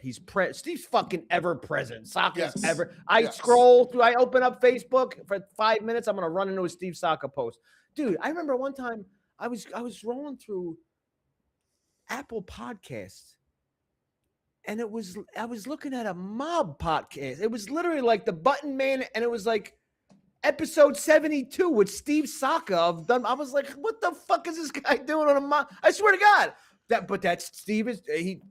the difference. Steve is putting in the work. It's different, right? Back in the day, you guys used to have to hit the road, right? You had to get on the road. There was no internet. You don't really have to hit the road. But, and you're a guy with a show. This content shit, it takes a lot of time, man. It does. Social media, it takes a lot of time. If you want to do it right and I just think Steve, look, post-COVID, who's become more available than Steve? You know what I'm saying? Because I feel like COVID is where a lot of that happened, right? Look, even think about guys like Carlito Fuente. You didn't see much of Carlito Fuente. There wasn't a ton of Carlito Fuente interviews. And COVID, he said it, like, in a time of being alone, I need to be more with the people. And I think Steve really embraced that. And that's why, look, his shtick, look, we're all kind of that, right? We're a bunch of, look, let's be honest. And I love our lady smokers, but for the most part, it's very much a guys club, right? And we love the ladies, but the majority of us are guys. Steve is a guy's guy. We're all miserable curmudgeon fucks once in a while. You know what I mean? So we identify with that, but Steve's always there. You can't come do that and be that. And then, Steve's, and you know what? And Steve delivers top-notch product. Correct. He can have the personality he has because his product speaks louder than he does. But also every once in a while, Steve will say, like, oh, I fucking killed it on this one. But Steve's also very much, he's not the braggadocious, my shit's better than everybody else. He's not that either. No. Because Steve's also the guy, I don't know. It will be I don't know. I don't know if they're going to like it. We released it. You guys I hope they buy it. Like, no, dude, Steve, they're going to buy your shit, Steve. They're going to like your shit. You know what I mean? It's like, because he's that miserable curmudgeon, and then he's that, too. I don't know. I hope they like it. I really hope so. And give me your time. You know what I mean? Yeah, but let me tell you something. But the other side of that is, and like Steve, and he's the same way with his blends. He's the same way with his bands. He's the same way with his fucking Sasquatch statue. He's the same way. That thing will go through 30 fucking iterations of what it started as before Steve is satisfied to put it out to the masses. Oh, for sure. And he's the hardest on himself. On himself. Listen, we've designed shit with Abe, and we were like, there ain't no fucking way Steve's going to go for this, but let's see what you know what I mean? Steve's the hardest on himself. So, and people kind of know that too. So the curmudgeon thing is, yeah, it's what he is, but we also know he's a guy that gives a shit about the product that he's putting in your hand, down to the fucking statue that he's putting in your hand. He gives a shit about it. That's why Saka doesn't have a plastic fucking event giveaway cutter. Saka's got a fucking Guillotina de Saka cutter because he has a certain line of where he wants to be, and anything below that line isn't acceptable. You gotta respect he's a guy where, in my opinion, if he wouldn't buy it, he won't sell it. I agree with there are guys that will sell things they themselves won't buy. Of course. And Steve is very much not that way. But see, that's where, and again, you would know better than me on this, but I think since COVID, Dunbarton's probably been the fastest growing company since 2020, 2021. Yeah, without question. Within the cigar world. I mean, just with no doubt in my mind. And again, I'm not talking about, we're not talking about the mainstays that were already there. Steve was a very new small brand, not legacies. Steve was right. I mean, look, just and on a difference between, and I'm talking about a guy that makes incredible cigars that I smoke all the time, but even if you look at Foundation and you look at Dunbar and Foundation, and Nick Miller was great and a killer, but I would venture to say, at least at Smoke Inn, we sell a lot more Dunbarton than Foundation. I see a lot more of Steve than Foundation, and I don't want to pick on that because great brand. I smoke them almost daily. But, that's one of them that I think about that time, the Foundations of the world, the smaller, Steve just went balls to the wall during that and really broke out to have that kind of. Now, let me ask you this. Do you think that's just because it's our world that we're living in that we're seeing that? Or do you think that's actually the story nationwide? Does that make sense what I asked? It does make sense what you ask. And I think the answer is that our world has become big enough that it kind of tips into nationwide. You know what I mean? Because I smoking and that family of, Steve Saka is it. You know what I mean? Steve Saka reigns. Well, I'll call it what it is. Oh, Abe's the biggest proprietor of Dunbarton. Yeah, you know what I mean? Period. Steve Saka reigns. But I think that we, I'm not just saying smoking the company or smoking social, but I think, we as and that community are big enough that we are part of that cross the country scene, Sure. So is it very local to us? Definitely. But I think that we are our community. And when I say our community, I don't even mean just smoking social, but us friends, people. And I think that we have become large enough that our scene in itself impacts the national market, No, I would agree. I mean, would you agree with me? I think Abe's the top 5. Online cigar retailers, from brick and mortars to online. I think Abe, I think Abe at this point has got to be, my guess is it would be CI, Cigar Page, JR, Famous, Thompson, and then Abe. What? No. As far as most sellers. No? Okay. No. Here's the thing that a lot of people don't realize. There's a stratosphere with JR, Cigars International, Famous, Thompson. Maybe not Cigar Page yet, but Thompson. But Thompson's owned by Cigars International, or are they owned by JR? One of them bought up Thompson. They're on a whole other fucking stratosphere. They do in 2 days the numbers that Smoke Inn does in a month. Then you have like these tier guys that you're talking about, small batch, us, Corona, right? And we're all kind of in that.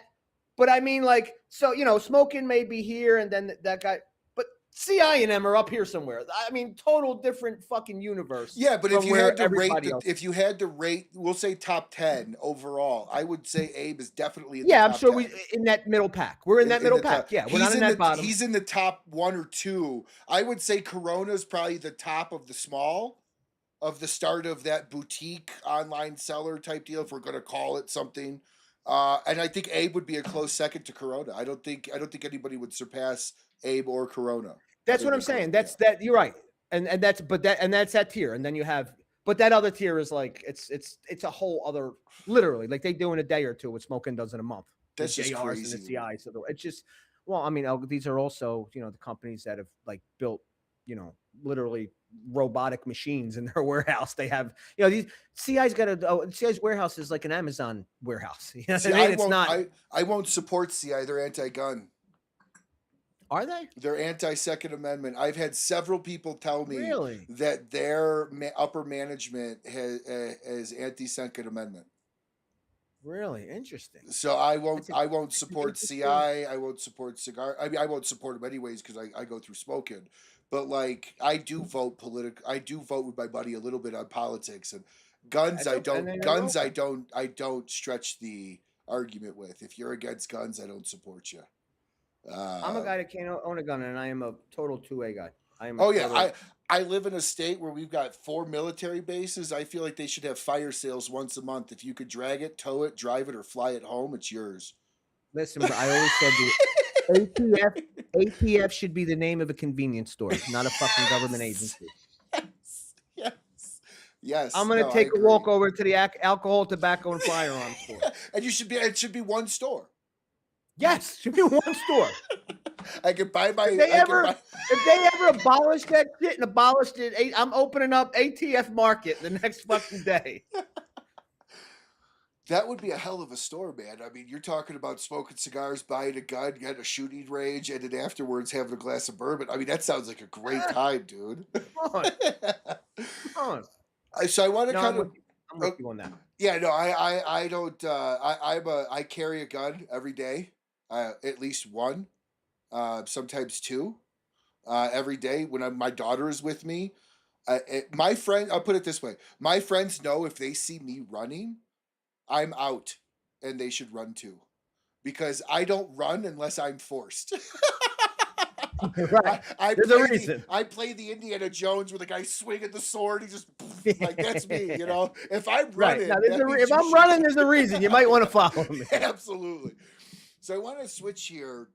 See, this is why I love having my show, because we talk cigars, but it's all over the place. It's much more of just a conversation, and it's just there's no rhyme or reason to it. It's just much more fun. So I want to kind of talk a little bit about TGS. Now you've been to the last, my guess is you worked for Abe for 7 years. You've been gone for 2. So you've been to the last 9 or 10 TGSs. You ever watch one of my favorite movies, Princess Bride? Oh yeah, of course. Okay. So you know, there's a difference between dead and mostly dead.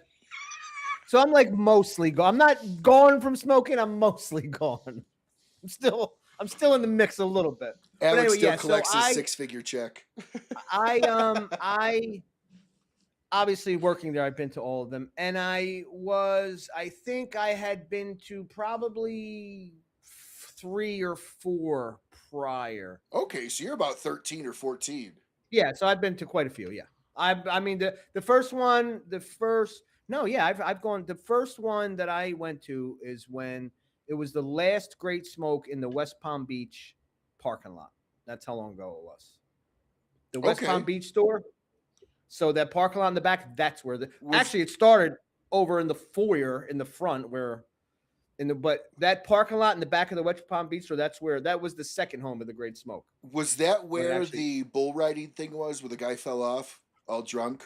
Where Pete Hernandez fell off? No, that was at the German American Club They switched over there for a few years because they started to outgrow the damn parking lot. And yeah, that was actually Pete Hernandez, who is he's a South Florida rep, independent rep.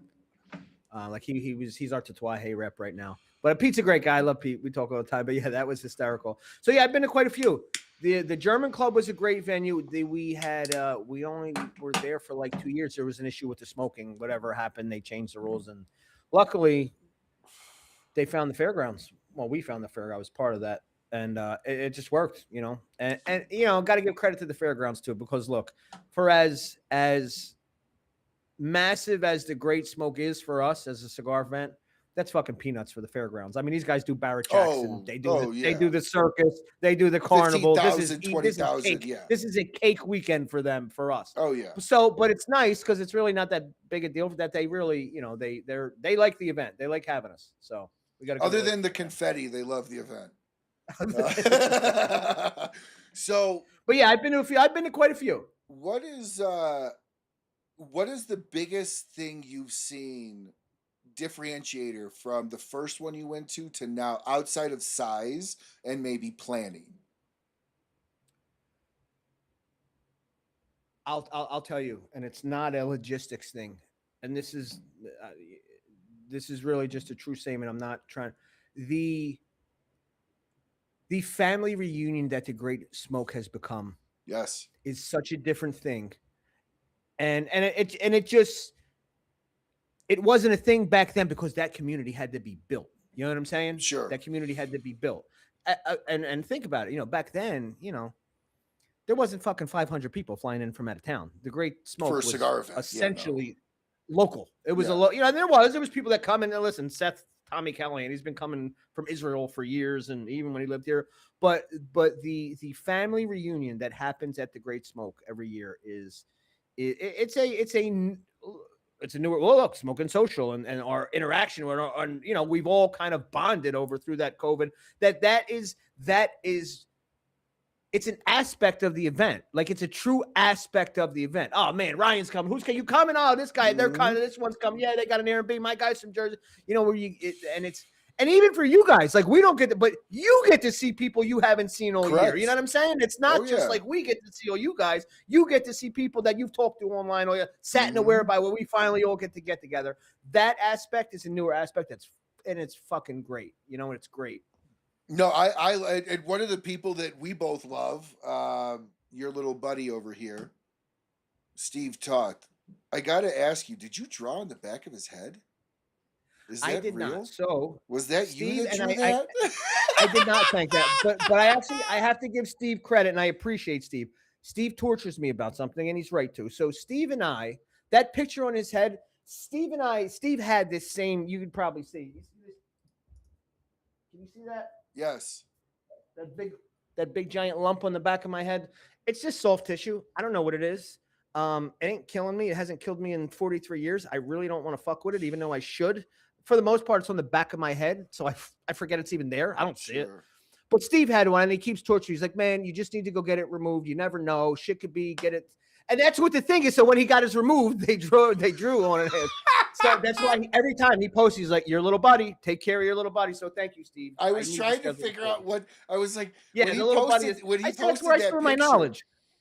Well, when he posted that picture, I was like, did Alex draw it's a strange the back picture of his without head? context. Yeah, without context, that's a strange picture. Is the back of his head a little buddy? I'm confused. Lipoma is what he says. And listen, obviously, the Great Smoke, the whole digital, the digital experience is completely new aspect that didn't exist, and that's changed in every year. That I remember the first year I did the virtual was the first year the virtual existed, where they did the Tonight Show format. Right. And that was a fucking headache from everything I heard in the background to get that thing to pull off, as far as planning that and getting everybody in there. And you only had so many chairs. You couldn't let the whole studio or the whole audience see everything. I think it was like 50 people. But you know, that was one of those great moments. And I got to give Gabe credit too, because Abe will do these things where he'll just pile everybody in, and like, let's brainstorm. What are we going to do? Are we going to do something? Are we going to cancel it? And at that time, it was like, there were some shows, kind of people were doing Zoom things, and we were like, can we do something like that? But it was like, but we got to, that's not the Great Smoke, right? That doesn't fit. We can't just do like some Zoom and have people, like, that's not going to work. What can we do? Do we just cancel? We don't want to cancel it. People need something. And I don't know. I think it was like Matt Briggs was like, I got buddies that, like, produced show, and it just fucking ran from there. And it became this crazy 8-hour telethon.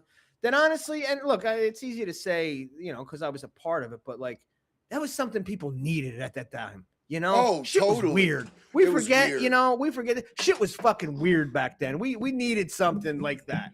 No, totally. that filled a void. Am I muted? I shouldn't be. One sec. Hello. You're gonna make me test my sound. Nope. You're right. There we go. It switched my input for some reason. So that was one of those things where I agree with you. A format like that couldn't fit TGS other than that year. Right. Because even live TGS, a complaint that I heard that year was, there wasn't enough seating in to go and watch the Tonight Show format, like, because there was like 50 seats, and it's not like you guys allowed it to the morning show where you're out in New York in the corner of a glass looking in. It was a lot more huddled in. I don't think a format like that could be done again for the Great Smoke, especially with the size it is. No. I mean, look, the Great Smoke is a live event. It's made to be a live event. We've turned it into, look, it's a great virtual experience, but it's a broadcast of a live event. Correct. Where the Great Smoke is a live event at heart. It is a people coming together type event, and really, like we just talked about, that's become really the star of the show. And look, the show is incredible, right? Everything that's done all day, but it's the people, it's us getting together. We haven't seen each other all year. We haven't, and I mean, that's why, going to the Great Smoke, right, and going to event day is just part of what we've been doing Thursday, Friday, Saturday, Sunday. You know what I mean? It's just it's not just we're going to the event. It's event day. Let's go have fun. No, man, we've been hanging out all weekend, catching up, being part of partying, and that's what's great. And that's what I love about it's not Great Smoke's not a Saturday event, man. It's a fucking weekend bash. It's cigar camp. It's a weekend ball. It's cigar camp. It's literally cigar camp for adults. Right. Like, it's cigar camp. It's literally what cigar camp. That's people would ask me where I'm going, and for jokes, I'm going to cigar camp. They're like, what? What are you talking about? Like, it's a 4-day cigar event. Like, where all you do is just smoke cigars. I mean, smoke, hang out, and have a good time. I think I smoke more cigars in those 4 days than I do in like a month. No, yeah, you're not even tasting them last 2 cigars. No, you're just, you're but just I don't puffing. care. I'm hanging. I'm talking. I'm chilling. I'm fucking smoking. I don't need. You can hand me anything. I can't taste it anyway at this point. My palate's shut. So, what is one of your best or favorite memories from any TGS?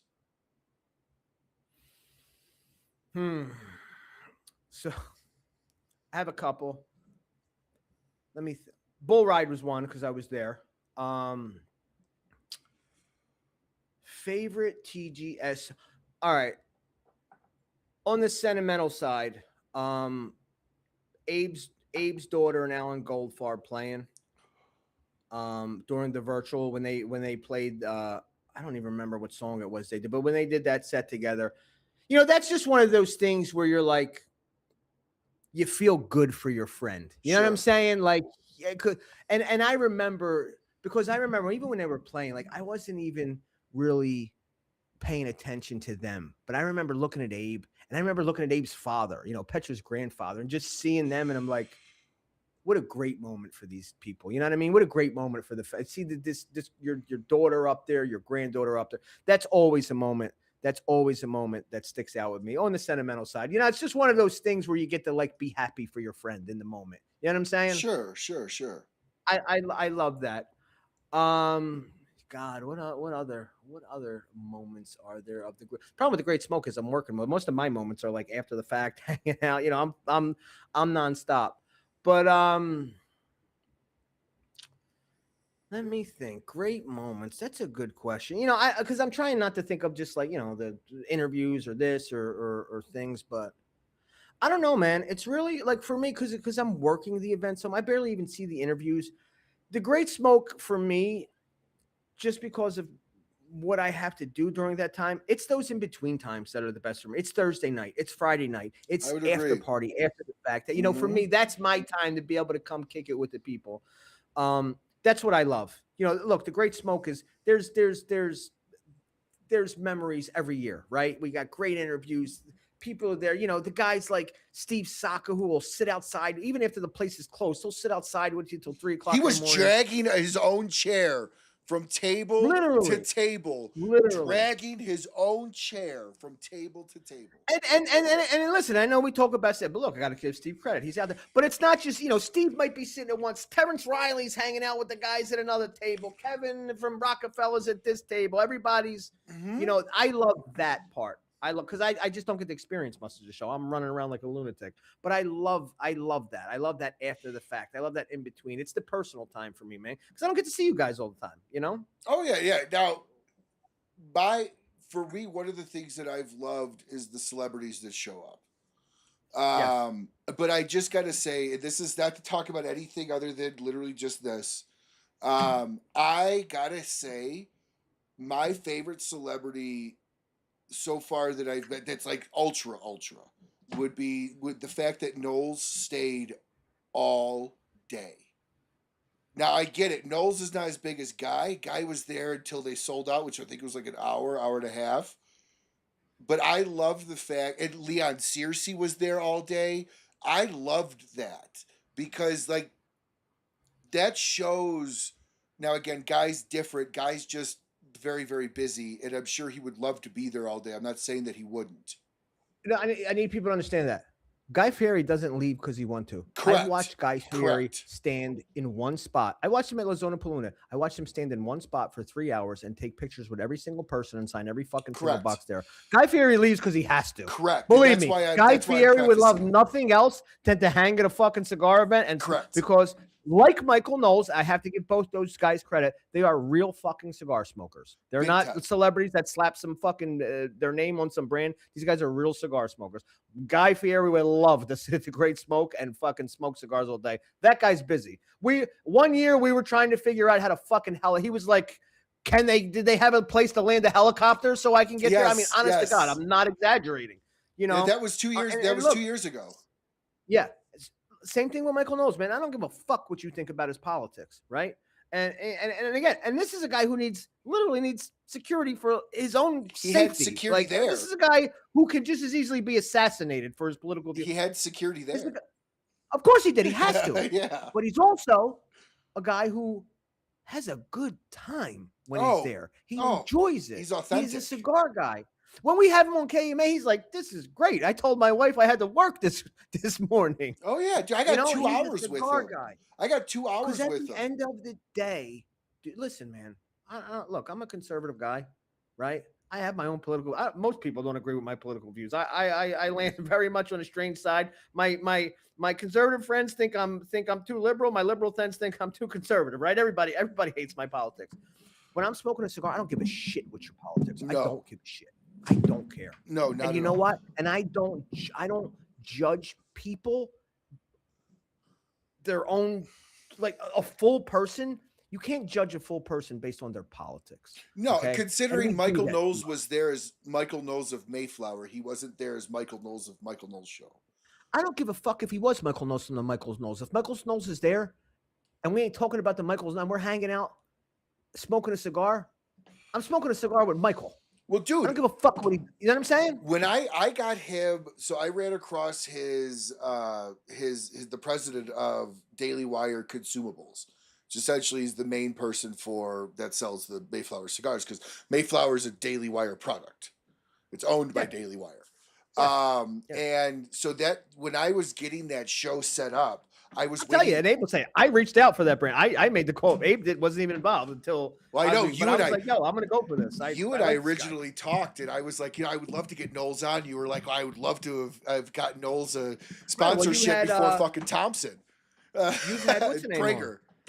Prior, yeah. Yep. A couple years ago, I remember. And you guys sponsored that with Spoken sponsored that one. Oh, right. We had some giveaways we sent. We did a giveaway for that one, and you know, one of the things that I just really appreciated a lot about Knowles is when, again, this is a guy that's worth millions. This is a guy that's calendar is probably more shades of color filled out than a rainbow. Like it's for how busy he is. And when I got to talk to him before and after the show, and then I spent like 15 minutes with him behind the stage as well. And one of the things he told me, he goes, oh, they only wanted me here. They were going to only want me here for a little bit. And I told him, I'm going to a cigar event. You cross everything off my calendar. I'm doing the cigar event. Like, I'm not leaving until the event's over. And I asked his security, I was like, you know, I expected to see you guys with like a fake arm and a Tech 9 under the jacket, you know? And he goes, oh, this is not an event we're concerned about. You know, the cigar community's like 70-30, you know? Right, so, like, it's nothing. Right. But I expected when I saw him on KMA for like 45 minutes, 50 minutes, I expected them to be like, you got like 45 to an hour. He gave me the full 2 hours. And after the show, when I saw him at TGS, he remembered my name. And out of the full crowd, I walked up and I told him I'd bring him a Rocky Mountain cigar show shirt. And he's like, hey, Ryan. I'm like, get the fuck out of here, dude. You remember, like, out of all the people you know. But, you know. How many games does this guy shake a day? Yes. You know what I'm saying? Yes. And Carlito's the same way. He just remembers names, you know. But one of the things I appreciate is Knowles gave me the full 2 hours. And I was talking to him at TGS. He goes, my wife, when I got done with the show, it was like 10 o'clock. And she's like, what the heck were you talking for 2 hours for? She goes, it was just a conversation about cigars. We talked religion. We talked this. Like, it was just all over the place. So, and then to have him turn around and say, you know, it was a lot of fun to be on. That just was a lot of fun to have that experience. But who has been your favorite celebrity through either KMA or Smokin's lineage?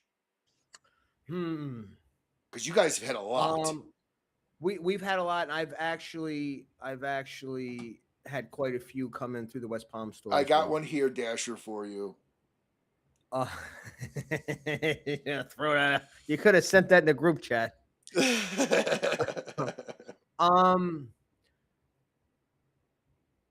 So one that I really enjoyed, I actually got to spend a night, and it was nice. It was nice when they when guys I would catch them at the lounge because, you know, they're hanging out. But I got to spend a night with like 5 of the guys from Earth, Wind, and Fire.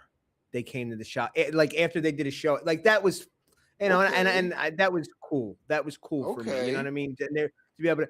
Also, one that Rudy Giuliani is and forget about whatever. No, yeah, politics regardless. Rudy Giuliani was a Smokin' West Palm regular, and not only was he a regular, you would come in and see Rudy. He'd be sitting with the guys. Him and his bodyguard Bo, everybody knows, but he'd be sitting like Rudy would come to the shop and he'd be fucking Rudy for a couple hours. You know what I'm saying? He'd just be there talking. And this is fucking Rudy Giuliani, the mayor of New York City, not like probably the most famous city mayor that ever existed, honestly.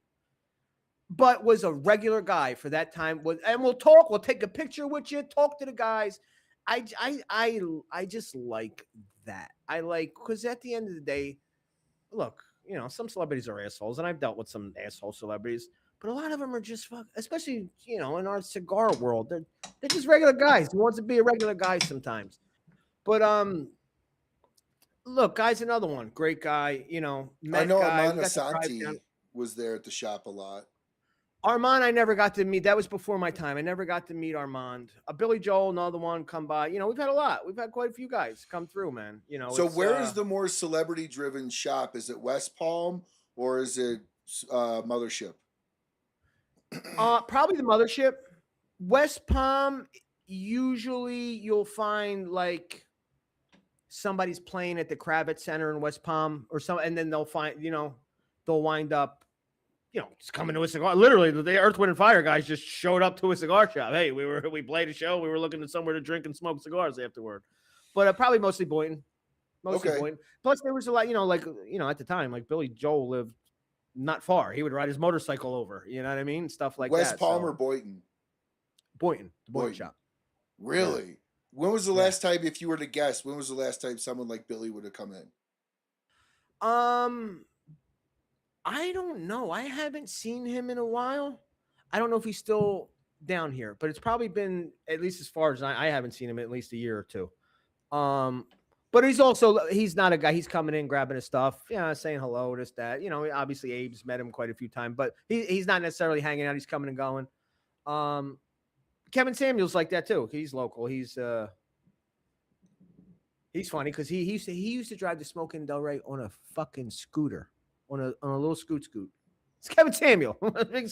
We should try smoke, come get a cigar. Hey, don't guys, see you later, and leave on a scooter, whipping around Del Rey. One of my favorite things about celebrities, well, not favorite things, but one of the aspects I love about certain celebrities, I hate LeBron James. I don't hate LeBron because he thinks he's better than Michael, because that's just not true. I don't like LeBron because he has no respect for the people that put them there. And I'm not talking about ownership of the team. I'm talking about the fans. I feel like every interaction I've ever seen with a LeBron and several others is just brushing right past. You take a Shaq. Now, if you go on TikTok, you want to get the feels and the teary eyes, go watch Shaq. Just search Shaq kids. There was in Asia, I think it was China or Japan. It might have been Japan. Kids don't walk up and just hug people. Well, there's this very famous scene of this little boy. He was probably 10 or 9, like super young. Just walked up and wrapped his arms around Shaq's leg, and Shaq wasn't looking at him. And this Asian guy came up and goes, "Oh, no." And Shaq turns around, he goes, "No, come over here. He picks the kid, gives him stuff like that. Like, I love celebrities that respect the fan base as much as their own fame. Because without the fan base, there would be literally, they wouldn't have a job. So, like, when you meet the celebrities, like you had said, with, Billy Joel comes in, he might not stay long, but he says hi. The other one that you had said comes in, Rudy Giuliani, says, that's somebody that understands their role as a celebrity, in my opinion. Sure. You know what? I'll tell you, I do have two. It's funny. They're actually both at the same place. I do have two celebrities. Well, I'm not a big celebrity. I try to treat celebrities like people. I assume that's how they want to be treated. You know what I'm saying? But there was 2 times where I was kind of like, wow, that was pretty fucking wild. So Michael Jordan has a golf course down here, which Smoking happens to supply the cigars for. That was the account that I managed for a while. And I used to, on occasion, have to go up to the golf course. But I remember, and a lot of it started kind of during COVID, but I remember one time going up there, and this is during COVID season, right? So I'm going up there. I got 2 big smoking bags full of 2 boxes full of cigars. I got to restock their humidor. And I'm walking in, I'm walking up to the clubhouse, and you still kind of had to wear the mask thing. Still, we were still kind of and I'm walking up, and this guy, I get the door. Don't worry about it. Oh, thank you so much, man. I'm walking by. I go in. Guy holds the door open. I go in, and then I'm going. He comes in behind me. I turn around, and then he slides the mask off. It's fucking Wayne Gretzky holding the door open for me while I'm walking into Grove 23 with 2 bags of cigars. That was when I was like, oh my God, that was fucking Wayne Gretzky. Like, he held the door for me. Wayne Gretzky held the door open for me. I was like, and I'm the fucking help. This is fucking incredible. And the other time was actually at that same spot. It was when this is pretty cool. I was setting their humidor up, and they have a big, beautiful wall. It's like a closet piece. It's in the wall, but it's beautiful. You know what I mean? It's not like a large walk-in. It's for a golf course. But they asked me, like, hey, so Michael has a box. Do you think you could, it's his could you set it up for him? I'm like, oh yeah, give it to I'm gonna whip the water around all that. And as I'm doing it, sure enough, here he comes, and I'm literally sitting here seasoning Michael Jordan's humidor as he's coming up to me. Shakes my hand. How you doing? Nice to meet you. Thank, appreciate it. So that was a moment. I don't know how many people can say they seasoned Michael Jordan's personal humidor. And then he came up and shook your hand. Like, yeah, I gotta say, man, and and listen, I know he kind of gets a lot of. She's one of those guys, but I watched. Anytime I was there, he well to his people, well to his. You know what I mean? Like I didn't see whatever the, asshole or whatever you want to call it from Michael Jordan. He was kind to all his people. He spoke, and oddly enough, it was funny because he was there. I'm in the clubhouse, so they're after their rounds. I didn't hear one damn word of basketball. Those guys were watching. They were talking about golf as if it was the NBA playoffs. That guy is just in the shit. He's just in the competition. Whether it's NASCAR or anything else. Yeah, if it's competition, he's the only guy to actually he's the only one to win 3 in a row, wasn't it? He did a 3-peat in NASCAR, and I think it was the first time it was done or something like that. I mean, the guy is just bred for competition. If there's competition, he wants in. Oh, he's got 3 3-peats. He's got 2 with the Bulls and 1 in NASCAR. I mean, right. But like I love celebrities that take that time and like, would you shake a billionaire's hand? It feels the same as a poor man's hand. It's just maybe a little softer. Like I shook Al Micallef's hand. It feels the same as anybody else. And sometimes when celebrities are treated like everybody else, they actually prefer that. Some of them don't like to be doted on or gloated on and stuff like that. Sure. Sure. That's why celebrities hang out with other celebrities. I actually was told that by a buddy of mine, is because they don't get the fanboy. Now, I'll be honest with you. When Dennis Prager came on, I said, just give me 30 seconds to fanboy out and get this out of my system. And same with Dole's. Yeah. Like, just give me 30 seconds. I've been watching you for like 12 years. Right. Like, let me get this out and then we're good, Yeah. But well, here in closing the show, I want to ask you the lightning round questions I ask literally everybody in closing. Let's do it. If you had to choose your favorite rapper, now you can give me musician and cigar rapper or just cigar rapper or both, what would you say it is? Okay. I thought we were talking music at first. Well, we are, but I forgot who originally did that. I asked to give me give their favorite rapper, and they gave me an actual rapper. So I was like, I'll go with it. Broadleaf. Okay. Broadleaf. If you had one size, your favorite size for the rest of your life, what would it be? Toro, easy. If it's a cigar I want to smoke and it comes in a Toro, I'm smoking a Toro first every time. What's your favorite pairing?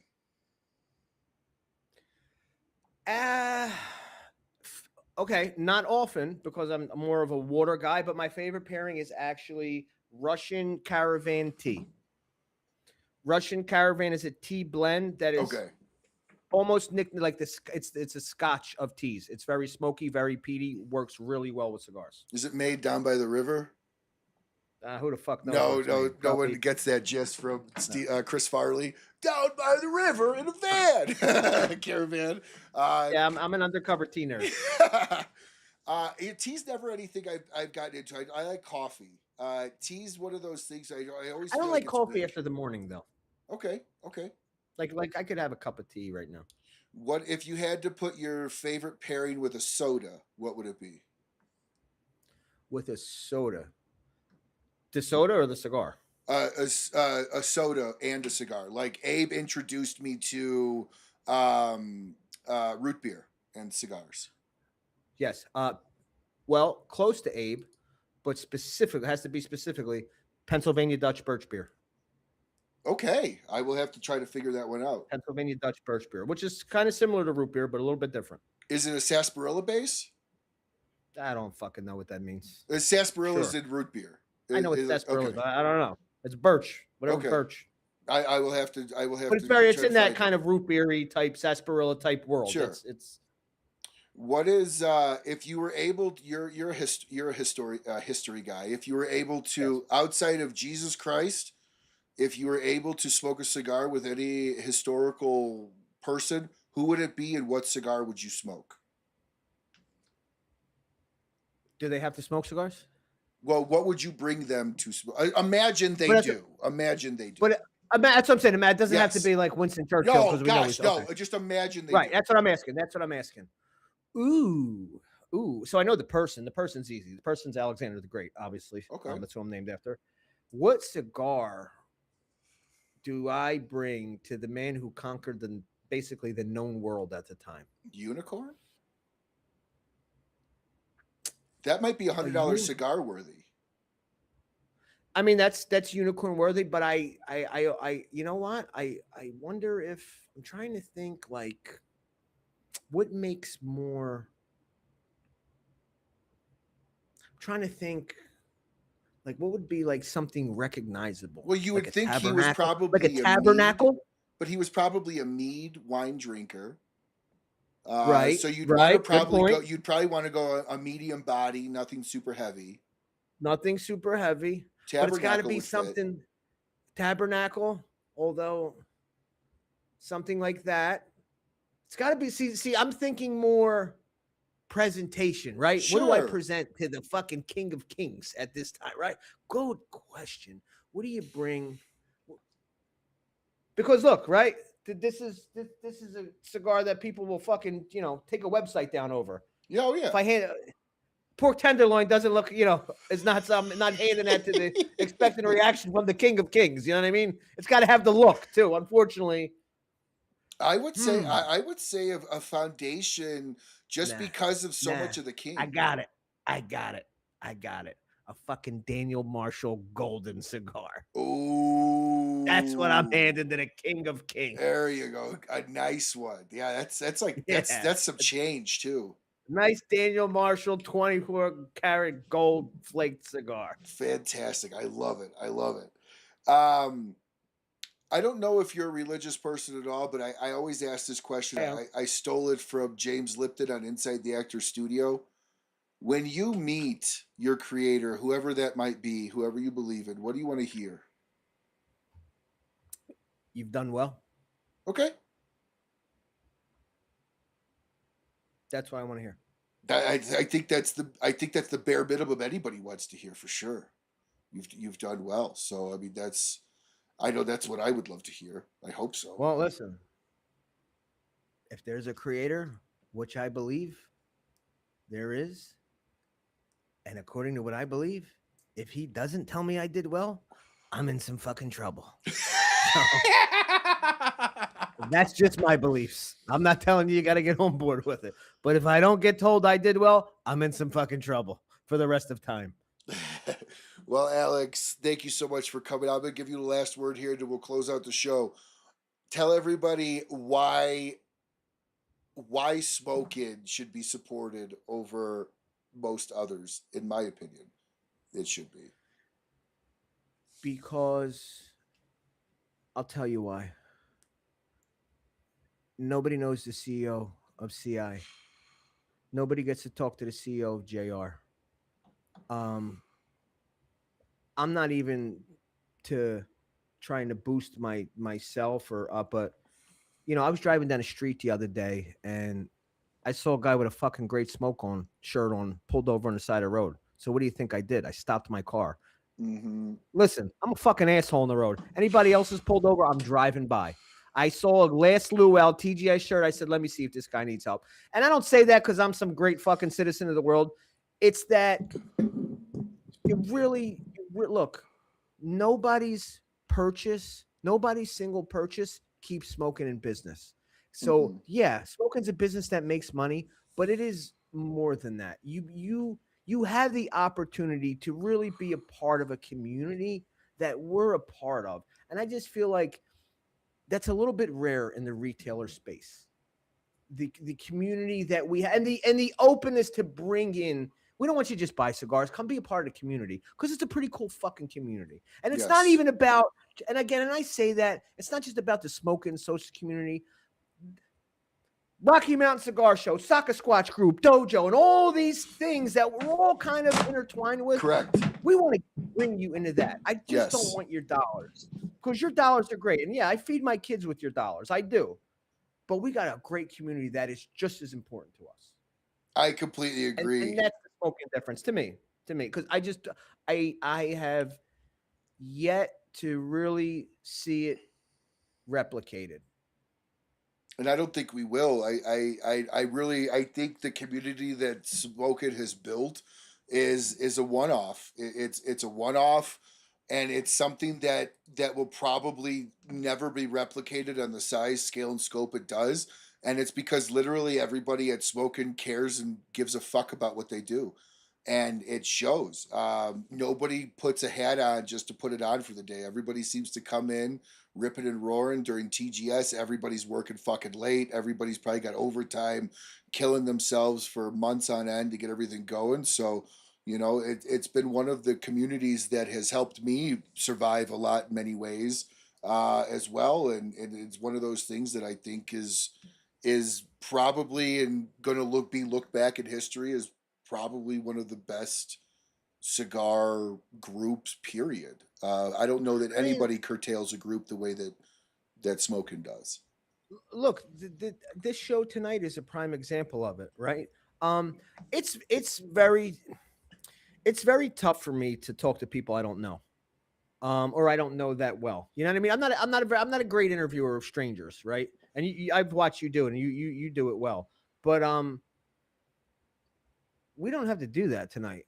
We're two friends that sat here and talked shit for 2 hours. Absolutely. And I never, ever, ever. You live in Colorado. I never meet you outside of this Smokin' universe. We never know each other. Correct. But yet we can sit here, dude. We can kill the show. We could sit here and talk for another 2 hours. Oh yeah. You know what I'm saying? Oh yeah. That's the difference. That is the difference, and that doesn't exist outside of our connection through Smokin'. Ah, it's all hugs. That's the thing I see so much at TGS. It's all hugs. And if you're friends with the pausers, it's all kisses from Michelle. It's all cheek kisses and hugs from Michelle. Michelle's got a kung fu grip hug too. Like, brace yourself. It's not one of those side couldn't see. She's going in. She works out, and it shows. Yeah, and it shows. Her hugs show. Yeah. Well, Michelle gives real hugs. Thank you so much, Alex. It's been a while to get you on, but I'm so grateful to finally have you on, brother. Thank you so much. Appreciate the support.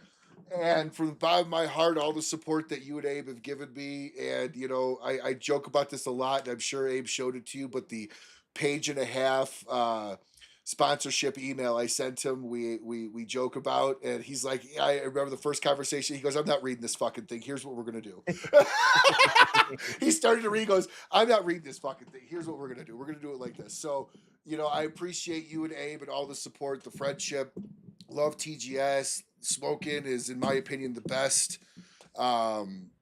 cigar purveyor of cigars, period, in the country. And you were a big part of that growth over the last few years. So we obviously appreciate you very much. And like I said, I really appreciate you coming on. You know what I like to say? We're not just a purveyor of cigars. We're a purveyor of community as well. Mm-hmm. Mm-hmm. I agree. Absolutely. And you guys cultivate the best community out there. I can't tell you how many groups out there that I'm in that just aren't moderated the same way. Dude, that shit is hard. It's very hard. It actually takes more work. It takes work to keep a group clean, man. It does. And to keep it not just becoming a stagnant, oh yeah, let me go post a picture once in a while and hopefully a couple likes, We got a great community. And we do. Look, it's all of us. It's not just us moderating in the background. It's everybody. We're not. I am glad for the fact that Smokin' Social did not become a fingers and cigar picture page. For sure.